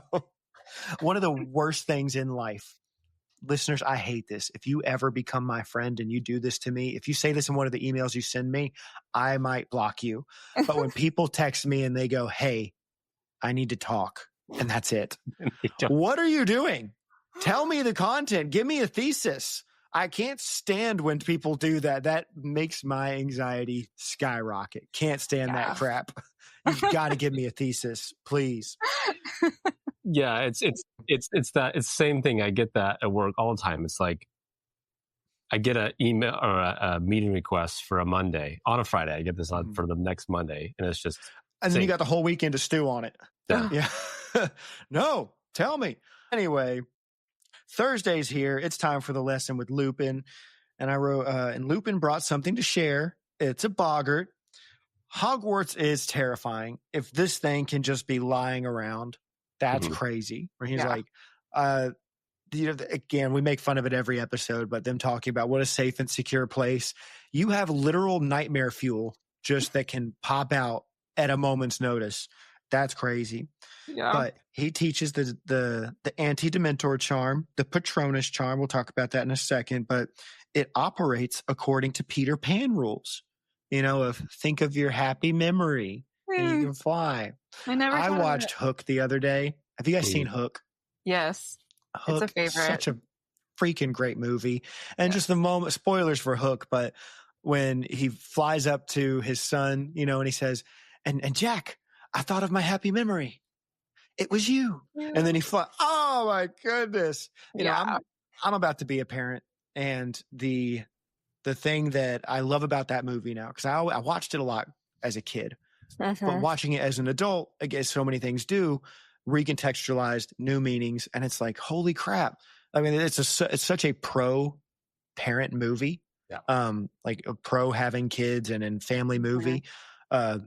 I love like the message that really came through in that was, oh my goodness, the reason Peter Pan stopped being Peter Pan was because he wanted to be a dad. Yeah. Oh, I love that. I love that so much. Beautiful. Yeah. Mm-hmm. So anyway, Harry remembers himself flying for the first time, and he goes, this is going to check out. This is going to be my happy memory. Lupin says, repeat after me. I'm about to teach you the most famous incantation in this whole franchise. All right. Everybody that ever hears about this IP is going to know this one. Expecto Patronum. I like the joke that I heard some comedians say, expensive petroleum. Expensive. I think there's a video of Rupert Grint doing that. Have you seen it? No, I got to see it. He's like filling his car. He's like, expensive petroleum. That makes me think of, they're taking the hobbits to Isengard. Isengard, to Isengard. I wrote down what follows is some good writing. It's one of the most interesting and deep moments in the series. And when we get this through line for the rest of this chapter of Harry messing up, but it's like he's fighting the urge to mess up. Like he almost wants to, because he gets to hear the voice of his parents and he's never heard them before. And he wants to hear them. And it's like twisted, but almost not in a bad way. It's like in an understandable way. And you feel so bad for him because this is another echo from the first movie or from the first book when he wants to stay with the mirror. He wants to see his parents. Wow, I didn't even think about that. That's a really good call out. Just wanting to see them, hear them more. He just wants to hear his mom. But the first time, trying to fight against the Dementor doesn't go well. I say Dementor, what I mean is the Boggart. Yeah. But he wakes up. Lupin does some great teaching here and asks him if he wants to keep going. I love this. He checks on him, asks if he wants to keep going. Then he gives him some encouragement and further instruction. It's like the step-by-step process. Peter, you were talking about how much you love Lupin. I love that. Like, this is just textbook great Lupin stuff of, are you sure you want to do this? All right. Well, you didn't do too bad. Didn't expect you to first try. Completely understandable. Here's how you can do better on this one. Oh, such good teaching. It's like, dang, if Hogwarts had a few more of these guys, man, I'm just saying. Harry needs a new memory, and he remembers my favorite moment from book 2. And then, we were talking about vibes of the books and vibe scenes. At the end of book 2, I love it so much. The party that lasts until like 2 a.m. or 4, whenever it was at the end of the school year. That's what he thinks about. Awesome. So good. I wrote down Barry approved memory. Unfortunately, it doesn't work. It doesn't work this time. And this time he doesn't hear his mom's voice, but his dad's, and the voice of his father telling his mom to take Harry and go. And he also hears Voldemort laughing. So again, even deeper, even tougher stuff. He tells Lupin, and Lupin is shocked by this because, he admits to Harry that he knew James when they were kids, when they went to Hogwarts. They were friends. Lupin basically just says, we were friends at Hogwarts. Listen, Harry, perhaps we should leave it here for tonight. This charm is ridiculously advanced. Ridiculous. I shouldn't have suggested putting you through this. But Harry says he'll have one more go. Oh, wait, no, this was interesting. This is really funny to me because Harry says, it's a weird juxtaposition. Harry says, this is really important. The Quidditch Cup is at stake. Oh my gosh, And I it's wrote that down too. he's hearing the His voice of his motivation. dying parents, and he goes, no, I can suffer through that because this is about winning the Quidditch Cup. Yep. It's like Gryffindor right Gryffindor there. all over, yeah. Gryffindor. Yeah. Anyway, Harry gives it one more go. Lucky number 3, and his third memory is him finding out that he's a wizard and that he's going to go to Hogwarts. And it's basically the same feeling I had when I found out that Hogwarts Legacy was going to come out. You know, like, I get to go. Yes. So I understand, Harry. This is definitely a strong enough memory. And third time's the charm. Harry gets it done. Yay. And he notices Lupin putting the boggart back in the case. Somebody remembered that during their Quidditch questions. Good job. But also while he's putting away the boggart, he notices that it's a silly little orb. Again, that's kind of weird. I wonder why Lupin sees an orb. Anyway, probably doesn't matter. Anyway, they celebrate. Lupin gives him some chocolate. It's a good time. Harry kind of ruins it though, because he's like, hey, weren't you friends with Sirius Black? And Lupin says, you should probably leave. You need to get on out of here. You know too much now. Yep. On his way back to Gryffindor Tower, Harry sits down and he thinks this, and I want to read this part on 243, at least in my copy. Harry felt drained and strangely empty, even though he was so full of chocolate, which is funny. Terrible though it was to hear his parents' last moments replayed inside his head. These were the only times Harry had heard their voices since he was a very small child, but he'd never be able to produce a proper Patronus if he half wanted to hear his parents again. They're dead, he told himself sternly. They're dead, and listening to echoes of them won't bring them back. You'd better get a grip on yourself if you want that Quidditch Cup. And what a roller coaster of emotions in that section, because he makes the joke about being full of chocolate, but I feel empty. Yeah. That's kind of funny. And then, I got to get this in gear. Like, it's very serious. And then back to Quidditch Cup. So it's roller coaster there. And then a little later, Harry felt angry with himself, guilty about his secret desire to hear his parents' voices again. And what Lupin says to him after that, that's what's in my note. You're expecting too much of yourself, said Professor Lupin sternly. In their 4th week of practice, for a 13-year-old wizard, even an indistinct Patronus is a huge achievement. You aren't passing out anymore, are you? But it's just like, you're expecting too much of yourself. You're doing amazing. Well, I'm Harry Potter. I'm the main character, and you know that Voldemort's going to come after me at the end of every school year, so I have to get this on lock. Right, exactly. And next year, something's coming next year that I have to prepare for too. Yeah. So anyway, we find out that Slytherin beat Ravenclaw, and that's good for Gryffindor, apparently. Again, they're so silly with the way they count points and all that. But the kids are all studying in the common room. At one point, Ron can't figure out how Hermione is managing, and I'm sure she's just really fast. Wood tells Harry that he talked to McGee, and that didn't go well. And he's like, I said I didn't care if that broom threw you off as long as you caught the snitch first. Yeah. And you would have thought that I said something terrible the way she reacted. I love that line. So he's like, that is one of the best. So he says, time to use your fat stacks to get you a broom, Harry. We all know you got that Nepo baby money over there at Gringotts. Go ahead, get you something. Anyway, it's February now. No firebolt yet, even though Harry keeps asking McGonagall. But some good news. Anti-Dementor lessons aren't going well either. Yay. As you talked about, Harry's upset that he's not improving. He's expecting too much of himself. I wrote, LOL. He says to Lupin that he thought that a Patronus would charge a Dementor. And Lupin's like, well, yeah, good ones do. But don't worry. Your crappy one will be good enough to protect you in a Quidditch match. And Harry's like, but you said that if there's more Dementors, it gets harder. And in the last Quidditch match, there were literally 100 on the field. And Lupin's like, anyway, how about some Butterbeer? I just love that moment because Lupin goes, it'll be good enough to get you to the ground. And Harry goes, but there were 100 last time. And we're like, yeah. Anyway. And that's what Lupin does is I think he instills confidence because he knows that's if that's all you have, that's the best thing to have. Yeah, that's what right? you got. And so it's like, look, yeah, there could be one, there could be 100. You're gonna go play in Quidditch. This is what you have, and there's no sense worrying about it. You just go, right? Have some butterbeer. I think it's great advice. I need that on a shirt or something. Oh, that would be a good one. Anyway, Lupin says, "Got you a little treat. I know you've never had it before. Butterbeer." And Harry goes, "Oh yeah, that stuff's great." And Lupin goes, "What are you talking about?" Hermione and Ron brought me some. Yeah. Harry asks Lupin, "What's under Dementor's hood?" And Lupin tells him, "We don't know." And he tells him about how Dementors are shy and they only take their hood off if they're going to give people a little kiss. All right.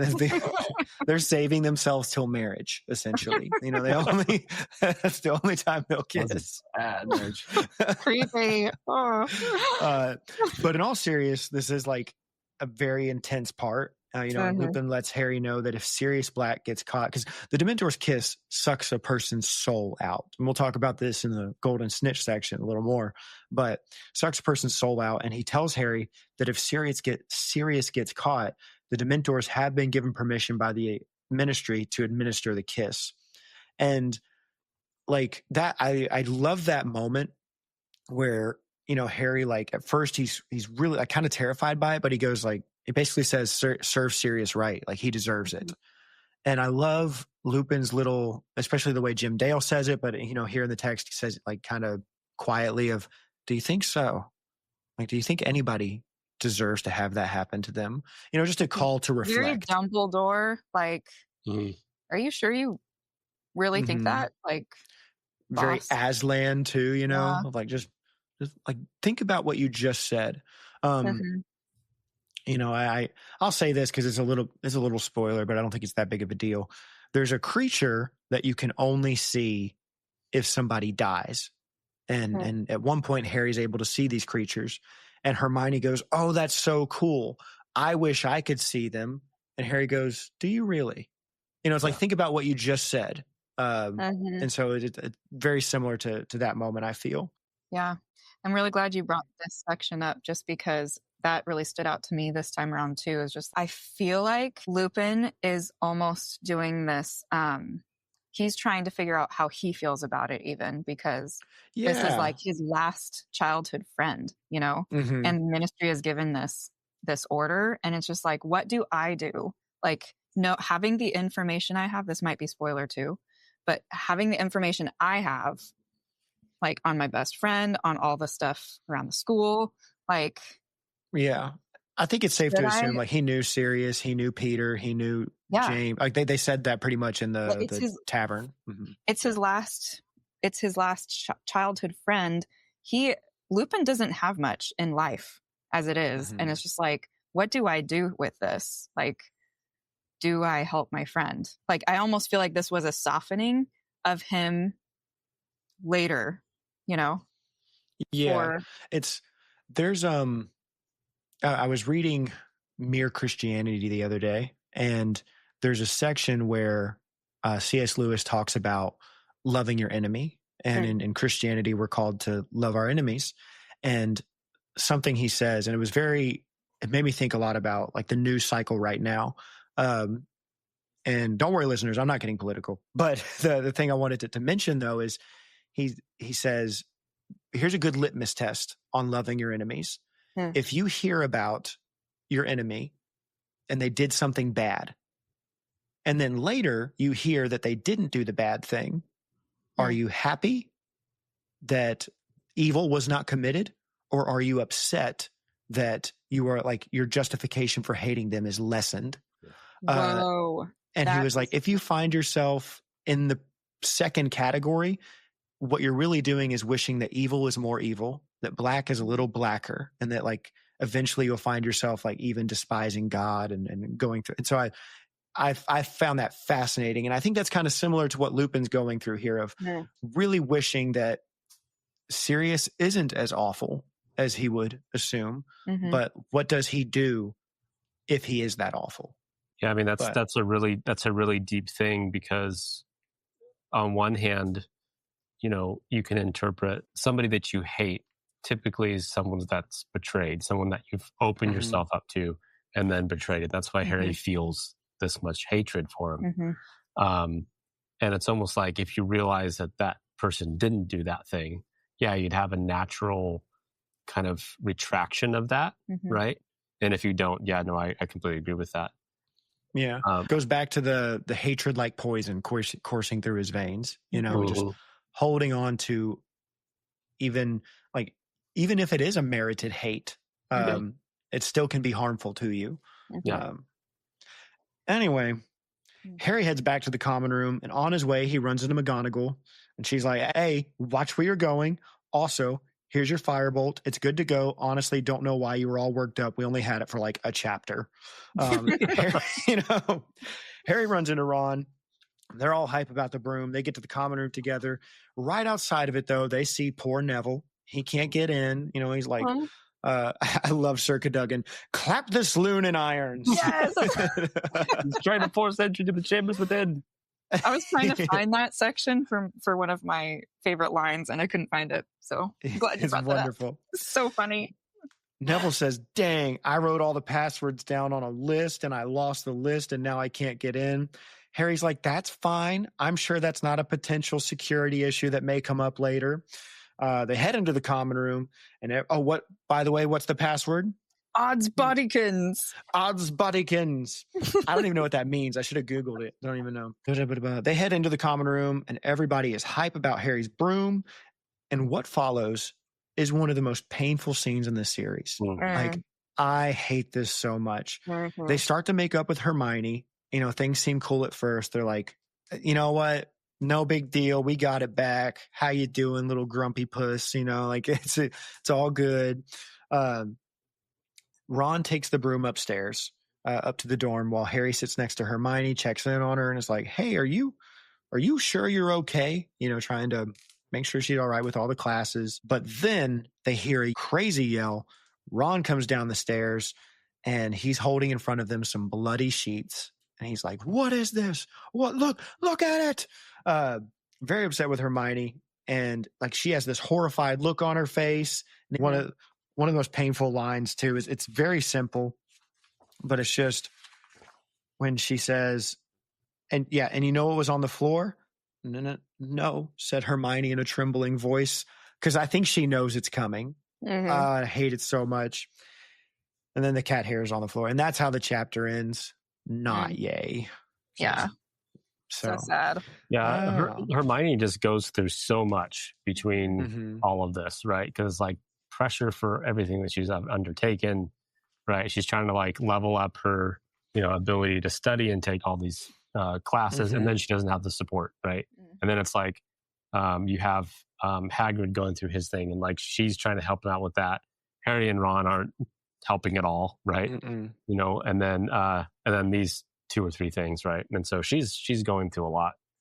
And so you feel really bad for her. Horrible friends she's got. I'm in the business of trying to find the best in people, maybe. So maybe it's just they're 13. This is kind of understandable. But if somebody killed my pet, restricted section, but you know what I'm saying? Yeah.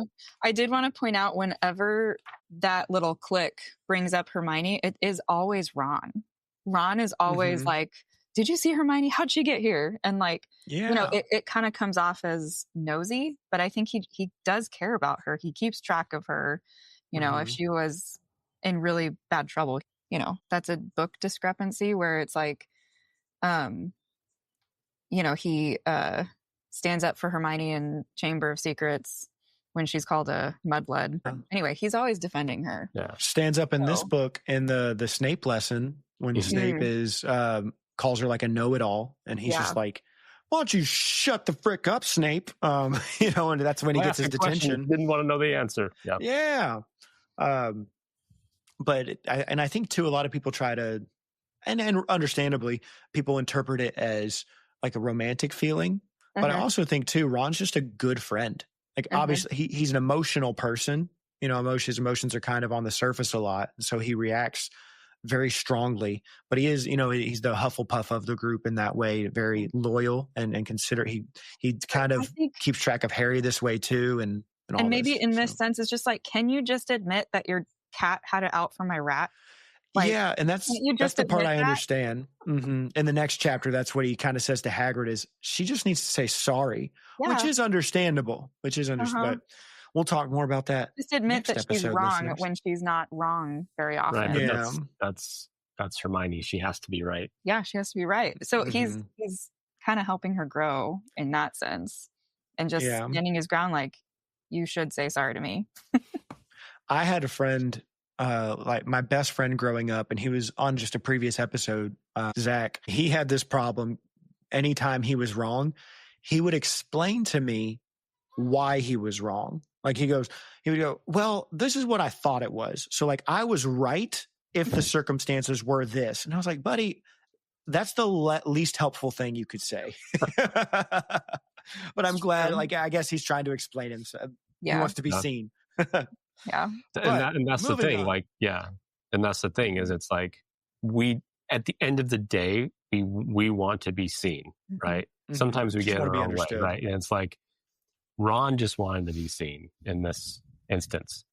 Earlier in the last chapter, Harry just wanted to be seen. He didn't want to be reasoned about with why he should or should not do something. He just wanted to be seen as like, hey, I realize that you want to go kill this guy. Like that is completely understandable. Mm-hmm. End of story. And listeners at home, we see you. All right. We care about you. That's why we got this podcast for you to satisfy your little Potter hearts. Moving on now to our favorite lines of this chapter. I got a few. Do you got a few or I've got one that this just makes me so happy. Yes, I love that. Where is that one? Oh yeah. And I like the way Jim Dale says it too, where basically Wood goes, hey, you could go get a Nimbus 2001 like Malfoy's. And Harry's just like, I'm not buying anything Malfoy thinks is good. Like, I do like that. He's like, I will not agree with Malfoy in any way, even if I am wrong. Right? He's like, if he likes it, I don't. It ain't for me. I'm not buying anything Malfoy thinks is good. I'm actually really surprised Harry didn't just go get another 2000, Nimbus 2000. That's true. Yeah. Like, it was probably a great on room. Sale. That's so last year's model. First year. All right. That's so Sorcerer's Stone. All right. He won every match he was on with it. Yeah. Just be like, go get what you had before. And not every match. Oh, not that last one. Lost to a Huffy Puff. Oh. Anyway. Yeah. Did you have any other favorite lines? Yeah. There's this one. Harry, we should make up with Hermione. She was only trying to help. And then Ron says, yeah, all right. Said Ron, she's in the common room now, working for a change. But like that kind of points to what I was saying before is just like Ron knew where she was. Mm-hmm. Yeah. He kept and I just like her. his sarcasm is going through loud and clear in this book. He's had a lot of good ones so far. Working for a change. Mm-hmm. One of mine, I'll go and talk to her, Harry. He promised. I'll make her see reason. A firebolt. A real firebolt on our team. She wants Gryffindor to win as much as we do. I'll make her see sense. A firebolt. It's like, those some strong words there, Wood. Strong He just words. wanted to have a go on it. Yeah. Yeah. I wonder if he let Wood ride it, or if Wood even was like, the less amount of time people use this broom, the better. Like it keeps it as pristine for as long as possible. Let's see. I had a few. So another one, the Lupin one of, you think so? Do you really think anyone deserves that? Oh, and you hided this one, Peter. I can have it back, Harry said weakly. Seriously? Seriously, said Professor McGonagall, and she was actually smiling. And I love that. Like, McGonagall has a lot of these moments where just a hint of kindness in her tone or her voice that means so much. Mm-hmm. I dare say you'll need to get the feel of it before Saturday's match, won't you? And Potter, do try and win, won't you? Or we'll be out of the running for the 8th year in a row, as Professor Snape was kind enough to remind me only last night. So I thought that was funny. And that's all my favorite lines. That's all I got there. Well, now moving on to our transfiguration section, differences that the movies made from the books. So one of my transfigurations I noticed was that Harry in the movie, it only takes him 2 times to get the boggart back into the case. Easy. And it's not a suitcase either. It's a giant chest. It's a pretty sick chest. I love when Lupin like waves his hand over it. The locks just undo. And they're not in the History of Magic. No, they're in, are they in Dumbledore's office? Yeah. Yeah. That's another transfiguration. Yeah. Good catch. But it only takes Harry 2 times instead of 3. And Harry's happy memory is also different. In the book, the one that does it for him is remembering that he's going to leave the Dursleys and go to Hogwarts. I always like to put that memory in the positive if I can, because to just say he's leaving the Dursleys, that's like a negative. But he's also going to be a wizard, so it's positive stuff too. Yeah. Well, it's like escaping. Like it was an escape. Yeah, it's actually us getting these books. That's what it is. Yeah. But in the movie, he says he remembers his parents just talking to him. He's like 1-year-old just sitting there. He's like, they're just talking. I don't even know what they're talking about, but I just remember their faces. He also doesn't even know if it's a real memory. He just there's just something he fashioned. Yeah. Mm-hmm. I have a few of those sometimes where I'm like, did that happen, or did I create this? And then my final transfiguration. So again, not a lot, a little bit of a squirrely section, but the other one is that like there's no bloody sheets when Ron, and I mentioned this last time, but when Ron comes down the stairs and shakes them in Hermione's face, all this stuff, this is not a moment that happens. Again, we don't get the whole firebolt stuff either, because that happens at the end of the book. So this whole incident over the firebolt is not a thing. And him shaking the sheets doesn't happen. All we get is when Harry, there's one scene where they're coming out of a clock tower, the clock tower, and Hermione and Ron are just like annoyed at each other, and Harry's going, "What's going on?" And then they say the stuff. Yeah. So yeah, those are all the transfigurations for this section. Moving on now to our golden snitches, behind the scenes, deep lore, tids and bits, fun stuff like that. The first one, as we talked about before, it's Expecto Patronum. The Patronus charm is a defensive spell that, if performed correctly, conjures a silvery animal from a form particular to that user. So sometimes you get an animal. Before, it's just like a funnel, a silvery white or blue kind of funnel. But if it's strong enough, it turns into a corporeal Patronus, which means it takes a form, and it's usually an animal. You don't get to pick your animal. You're just given one. Have you guys taken the Patronus test? Mm-hmm. What are your Patronuses? You go ahead. I mean, I have an eagle. Ooh, that's pretty sick. Yep. And yours? Mine is a dolphin. Not loving that, but I believe my Patronus changed. Yes. So, ooh, yes. Okay. Need to retake the test. Do you know what it changed to, or do you have an inclination? Well, yeah, I think it changed. I didn't take the test, but I think it changed when we like went through our fertility and miscarriage. Yeah, miscarriage and infertility, secondary infertility time period, and so we lost a son. His name is Theo, Theo Covenant, and yeah, and that was probably my most Dementor time of life. It was just really hard, and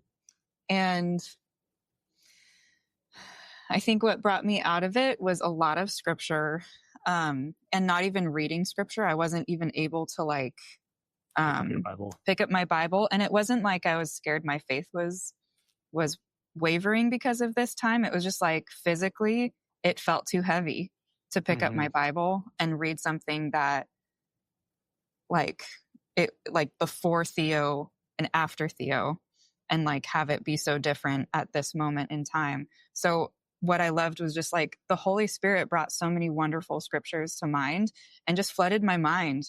Like all the scripture I had hidden in my heart from Awanas and church, just like memorizations, it ministered to me like nothing else. And that's awesome. Yeah. And there were several different things that happened. Like we got A Jeep, and I've never been into cars. So now my Dementor's a Jeep. It's a Wrangler. Yeah. Or not my Dementor, my Patronus. But I had it in my mind to get like a certain color, and I didn't want red. But then we found a red Jeep, and it had Phoenix on it. And I was like, as soon as I got in, I couldn't stop smiling. And I was just like, I think this is my car. Like, my spirit car. Well, so going back, like you're because of this rise from this very dark place. Yeah, and also Harry Potter played a huge part. Yeah, the Mirror of Erised is a huge thing. Just like don't forget or don't dwell on dreams and forget to live. Yeah. I wrote that on my mirror just because I was like, I'm dreaming of this child I don't get in this life. But going through 4 years of infertility, that's a long time to just be like, he could be 4 years old right now. Stuff like that. And anyway, so I think my Patronus turned into a phoenix as I was coming through all of that, just this rebirth of the promise of new life. And I don't know, there's just a lot of significance in that picture of the phoenix. Yeah. So though we die, we live again type of mentality. Yeah. I love that. Wow, I feel so silly reading Patronus stuff now after such a wonderful. Awesome. No, it's great. So meaningful though, right? Yeah. It's like you've got these Dementors that come in, the depression, and always just thinking about the worst things, right? And then it's that other force that comes in, and it's intentional and it has a form, and then it pushes that stuff. And there's so much even in the later books and stuff you can go into, just where you have both sides. You have love that you then choose and you choose to dwell on. It's like Voldemort can't exist in the same person where love is and all this stuff. So yeah, I think it's just it's all meaningful, as right? Yeah. And it's very important. Another really cool thing about them is highlighted here is they can send messages with them as well. So it's sort of like they exist to share information, to be in community in a way, to connect you with others even. Yeah. So they defend you and they connect you with other people as well. But yeah, that's pretty much all I had on Dementors. Moving on from that, we've got, this is an odd golden snitch, listeners. And for some of you, it's not one. But for me, American, over on this side of the pond, I was reading and I noticed the word shirty. It describes somebody as being shirty. And I was like, what does that mean? And I looked it up. Webster's Dictionary, listeners, defines shirty as angry or irritated. Examples of shirty in a sentence: he was shirty with the people who arrived late. The visiting businessman was beginning to feel as though he had encountered every shirty bloke in London. And the first known use of it was in 1846. So there you go. There's your vocabulary with Retold Podcast, everyone. Moving on to the next one, the Dementor's Kiss. All right, so we talked about this a little bit before, but the Dementor's Kiss was the act of a Dementor sucking out a person's soul. It was sometimes used as a sentence for criminals by the British Ministry of Magic. It was considered a fate worse than death. I can't say that's a spoiler. I want to jump ahead to, I have a good bit to say about this one, listeners. When the Dementor's Kiss was performed, the Dementor would pull back its hood, clamp its jaws around the victim's mouth, and consume their soul. Victims were left in what Muggles would call a persistent vegetative state, empty shells that were still alive but irretrievably gone. And I never thought about this before. It was impossible to return as a ghost, for the kiss consumed the soul, and the soul of a person was required in order to become a ghost. And it is unknown what would happen to the souls of once a Dementor had ingested them. And so I found this section, trying to find it. It is never explained what happens to the soul after one is kissed. It is theorized that the soul is either completely obliterated or that it is imprisoned inside the Dementor. The latter would mean that the person who got kissed is literally trapped inside the Dementor's body while the victim is still alive, which is likely why some call it worse than death. The Dementor's interior may be some kind of dimension in which the soul remains in torment, unable to pass on and earn their comfort of death. If that is the case, it is unknown if the souls are able to interact with the others that are trapped in the same Dementor. that's kind of an interesting thought of like talking to each other. Further supporting this, none of the can't say all that. So anyway, the rest is spoiler stuff. So there's your stuff about the Dementor's kiss.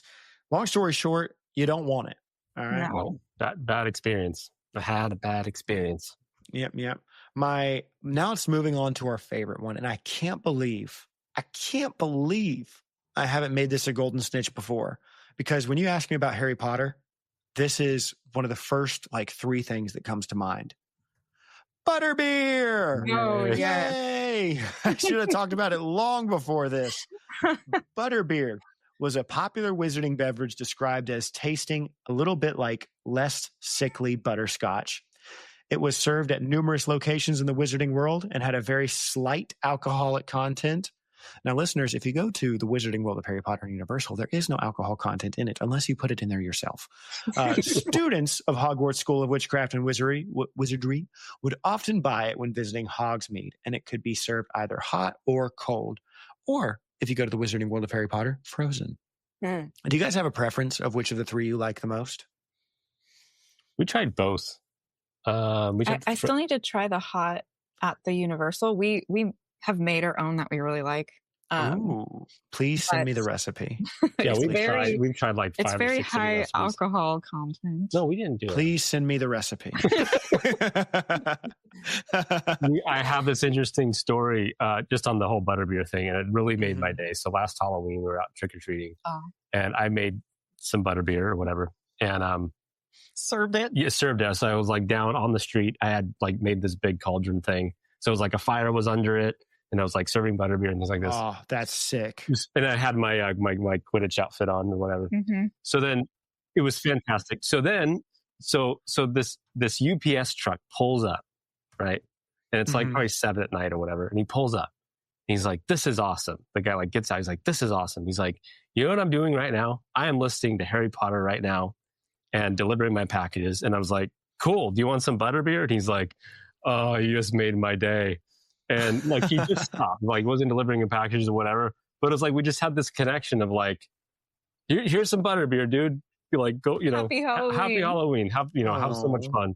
I was like, yeah. So it was really, really fun. It was really cool. Yeah, you need to know that I will refuse to release this episode unless you send me the ingredients. Send me how you make that. Well, that batch was not alcoholic because they were children. So send me both. Yeah. Okay. Well, I think it's posted on my Instagram. Yeah. But, oh, that's right. I screenshotted it. I you did. did? I Okay, believe I did. Yeah. Okay. All right. So you've got it. Okay. Now you have to release So now I can release the episode. Yeah. So butterbeer was served. Actually, I wanted to mention my favorite is the hot butterbeer at Universal because it's a lot like hot chocolate but butterscotch flavored. It's really good. I need to try it. Butterbeer was served cold in bottles and hot in foaming tankards. In Hogsmeade, it's sold at the Three Broomsticks Inn and at the Hogshead End, although the fact that the latter's pub stock was described as very dusty suggested that it was not sold there very often. In Diagon Alley, the drink had been known to be sold at the Leaky Cauldron. It was made out of butterscotch, sugar, and water. It had to be more than that if they said slight alcohol. Well, anyway. I think it might be kombucha-ish, where, as it ferments, it takes on a little bit. Fair enough. Yeah. At the Hogshead, customers were charged 2 sickles per butterbeer, approximately 60 cents or 6.6 pounds, I think. I can't read. I'm American. But it was not certain whether it was the universal price for the drink or if the price of the drink varied from location to location. Listeners, you might be annoyed. I'm going to keep going. I love butterbeer. An extra sweet variant was brewed by Madame Rosemerta. At least some of the ingredients she used included sugar shrub, mallow sweet, and moon dew. Wow. It is unclear if these ingredients are required only for the extra sweet version or if these are standard ingredients in normal butterbeer. Another variant of butterbeer was named Butterbeer 1707, which was considered very rare and could be ordered for delivery. Where are they getting this information? I need to find that. Yeah. And then here's a quick note on the alcohol content. Butterbeer had a slight alcohol content humans could handle without becoming intoxicated, but it was strong enough for house elves to get drunk, though an antidote to this existed. I wonder what that antidote is. And it talks about like how house elves have a weaker constitution compared to us. And then, this is a little fun fact for you listeners. The mascot of the Ballycastle Bats, Barney the Fruit Bat, appeared in Butterbeer advertisements with the slogan, "Barney says, I'm just batty about Butterbeer." And you know what? I'm going to share my screen with you guys, and I'll put this up for the listeners to see. Let's see. You can see the little. Oh, cute. Yeah, I'm just batty about Butterbeer. Oh, I want that poster. I know, I kind of do too. I need to put that up. Let's see. Saying stuff that isn't spoiler. During the 1990-91 school year, a wizard in Great Britain who wished to sell his own brand of butterbeer sneaked into the cellars of several wizarding pubs to poison the butterbeer supplies, which caused the affected drinkers to be administered to St. Mungo's Hospital for Magical Maladies and Injuries. He was later caught by the Department of Magical Law Enforcement and taken into custody. What? This is probably like Hogwarts mystery stuff. Ooh. I'm pretty sure. And so, yeah, there's a bunch more stuff. I've already talked a lot about it, but listeners, check out that page on the Harry Potter Wiki. I'm going to stop sharing that screen. And I think, that was my last golden snitch section. Yay. Nice. Okay. So now, listeners, we're about to get into our restricted section. All right. We're about to get into our prison of Azkaban, as it were, where the Dementors are. Okay. So if you are innocent, innocent of further knowledge, if you have not committed the crime of reading these books, you don't deserve to go here. All right. You don't deserve this punishment. But for everybody else, we're going to be hopping in real quick though. Could you guys remind everybody where they can find you on social media? Yes. You can find me at Wizardinghousecommonrooms on Instagram. Yep. Yay. Yeah. And listeners, it's a very fun page. She makes some really good content. Listeners, I wouldn't have her on this podcast if it was crappy content. All right. It's good stuff. Check it out. You're so kind. It is really good stuff. I enjoy it. And thank you for the content you do create, because it's nice to see. And I share it with my wife often. So it's a lot of fun. And I can tell you put a whole lot of work into it. It's good stuff. Yeah, I mean, if you have a family, and especially love Harry Potter too, it's like just bringing that magic into the home, Very wholesome. Speaking of fun, yeah, it's very wholesome, very good. We've got our, our house points chore chart type thing, which has been really, really fun. So, there's elements of family, magic, faith, adventure, like I said, home decor even. So a lot of cool stuff. So check that out, dear you sell me listeners. better than I sell me. And now we're going to move on to our restricted section. So everybody else, get on out of here. We don't want you here. But for everybody else, but please come back for next week, next chapter. All right, now we're here. Prison of Azkaban. I'm going to rattle off some of my things, and then we'll, if you guys have anything else, you can throw it on in. So one was, the pocket sneakoscope. Why was it going off? This is one of mine too. Yep. Yeah, because it gets mentioned a lot of J.K. Rowling is really good at like tucking these things in. And then on a second read through, even sometimes you don't even catch it on the second read through. But again, it's going off because Scabbers has appeared. And then for one, the sneakoscope's been hidden away for so long. But in this moment, Scabbers has appeared and it's signaling, hey, you might have a predator in your room. Like essentially is what's going on. I think somebody who has ill intent towards you.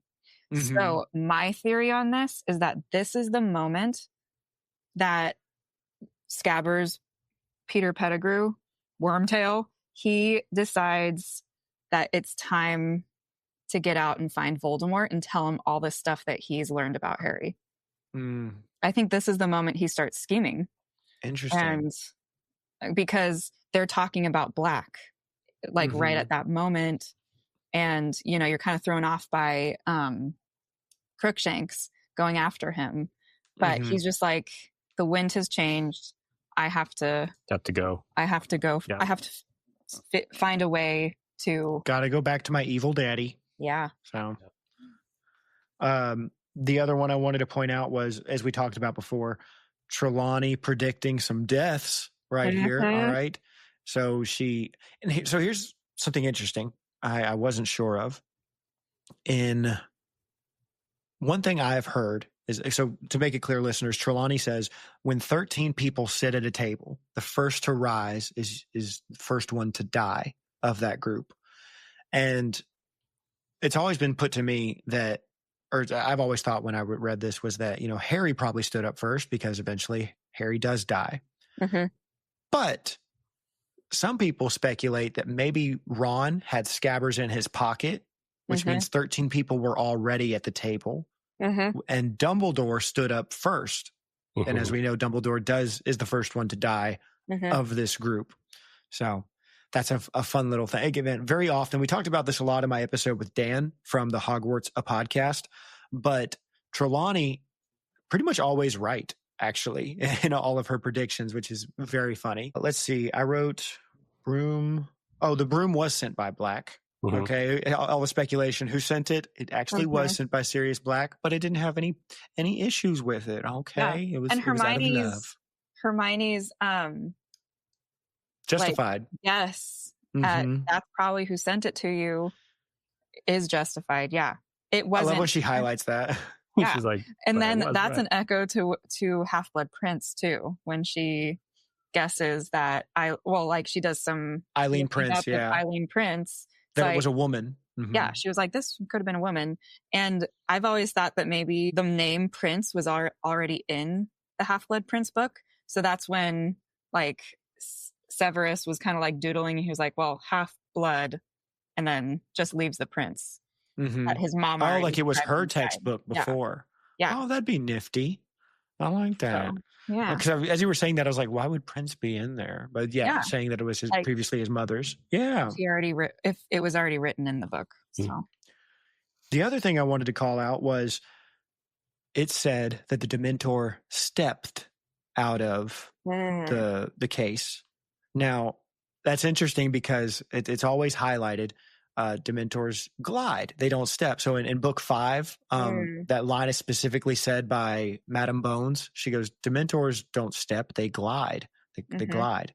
And Harry, and then also, in book 4, yeah, go ahead. Yeah, you were about to say it. Go ahead. In book 4, in the maze, when Harry is in the Triwizard Tournament, he sees a Dementor trip, and he goes, "Wait a minute, Dementors don't trip. Ridiculous!" And that's a bogart. Yeah. Yeah. The other thing to highlight about this, and I wish I'd said this in the episode, but when Lupin is describing the Dementors to Harry, so this isn't really a restricted section, but Dementor topic, when he describes the Dementors to Harry, Harry says Harry pictured a giant, silvery Hagrid holding a club, because when he talks about a protector, I was like, oh, he pictures Hagrid as his protector. That's cool. I love that. Came and saved him from the Dursleys. Yeah. Created his happy memory. Hagrid created Harry's happiest memory. Whoa. If only he named his kid after Hagrid. But anyway, the last restricted section thing I have is that Harry suggests to Hermione in the common room that she should drop some subjects. Well, she does eventually, and she drops Transfiguration. That ends up being the class that she gets rid of. Does she get rid of Muggle Studies? Yeah. I don't know. So I'm pretty sure she does. Yeah, I think because it's an elective. Yeah. Okay.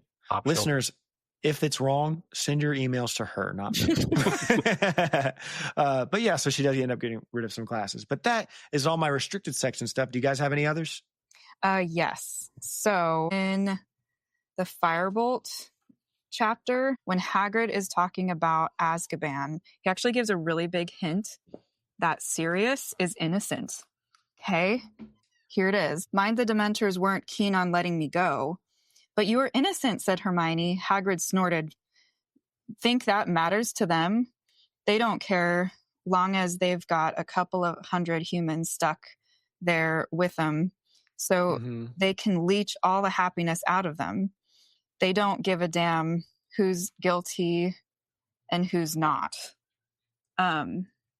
So I think that is a subtle hint, that and kind of just not all kind of the implies. people. Yeah. Not all the people who went to Azkaban are guilty. And that is horrifying, It's horrifying even for the people who are guilty. You know, Yeah. it's like, and how much more so for those who Shouldn't have aren't. stolen that butterbeer. Yeah. I know it's always baffling to me that like there is no lesser prison. You know, it's just, we stole a balloon. Dementor's kiss for you. You know, like what? Yeah. I mean, it's not really a restricted section thing, but I always like the headcanon that Crookshanks was originally James and Lily's cat. Mm-hmm. Yeah, that's a wonderful theory. We've talked about it a few times, but I completely ascribe to it. Yeah. I think it's just magical. You know, in a world where this kind of stuff is possible, why not throw it in there? Because at the end of the day, it's like Crookshanks had a vendetta against Scabbers. Like it was like he could have gone after tons of different lives or whatever. Point. Like it was, he intrinsically knew Scabbers, and of course knew Sirius too, right? He's the reason that not only is Scabbers the reason that Sirius Black was in jail for 12 long years. All right. He was the reason that Crookshanks was in the in the pound for 12 long years as well. All right. I like that. I've never thought about it that way. I like that. Whoa. Yeah. So fascinating one. Yeah, it is cool. Well, very good. Well, I think that's all we got for this week. This was fantastic. Evie, Peter, thank you so much for being on this. You know, I just said Peter, and it really reminded me of the Peter Pan. He says, "You're doing it, Peter." Yeah, exactly. Yeah, I do that. Yeah, that's the line. That's the line. You're doing it, Peter. Yeah. Whenever he's doing something hard, I do that. We also make fun of iconic the Gaineses when they're like, "Thanks, Chip." Just like, "Thanks, Peter." Yeah, we got Sorry, we got a little slang I'm sure there. you probably get a lot of Spider-Man jokes as well. Yeah, well, yeah. Yeah, for sure. I often get the Flash jokes because his name is Barry Allen. And people throw that one my way. But like I was saying, thank you so much for being on this week. It was a pleasure to have y'all here. Yeah. And listeners, thank you for listening. I hope you have a wonderful week, and I look forward to seeing you next week for chapters 13 and 14. All right, goodbye, everybody. Bye. Bye. Thank you for listening to Retold. Artwork for this podcast was created by Rachel Ortlip. Music was created by Taylor Jarvis. And the Retold podcast is produced by me. That's right. I made this.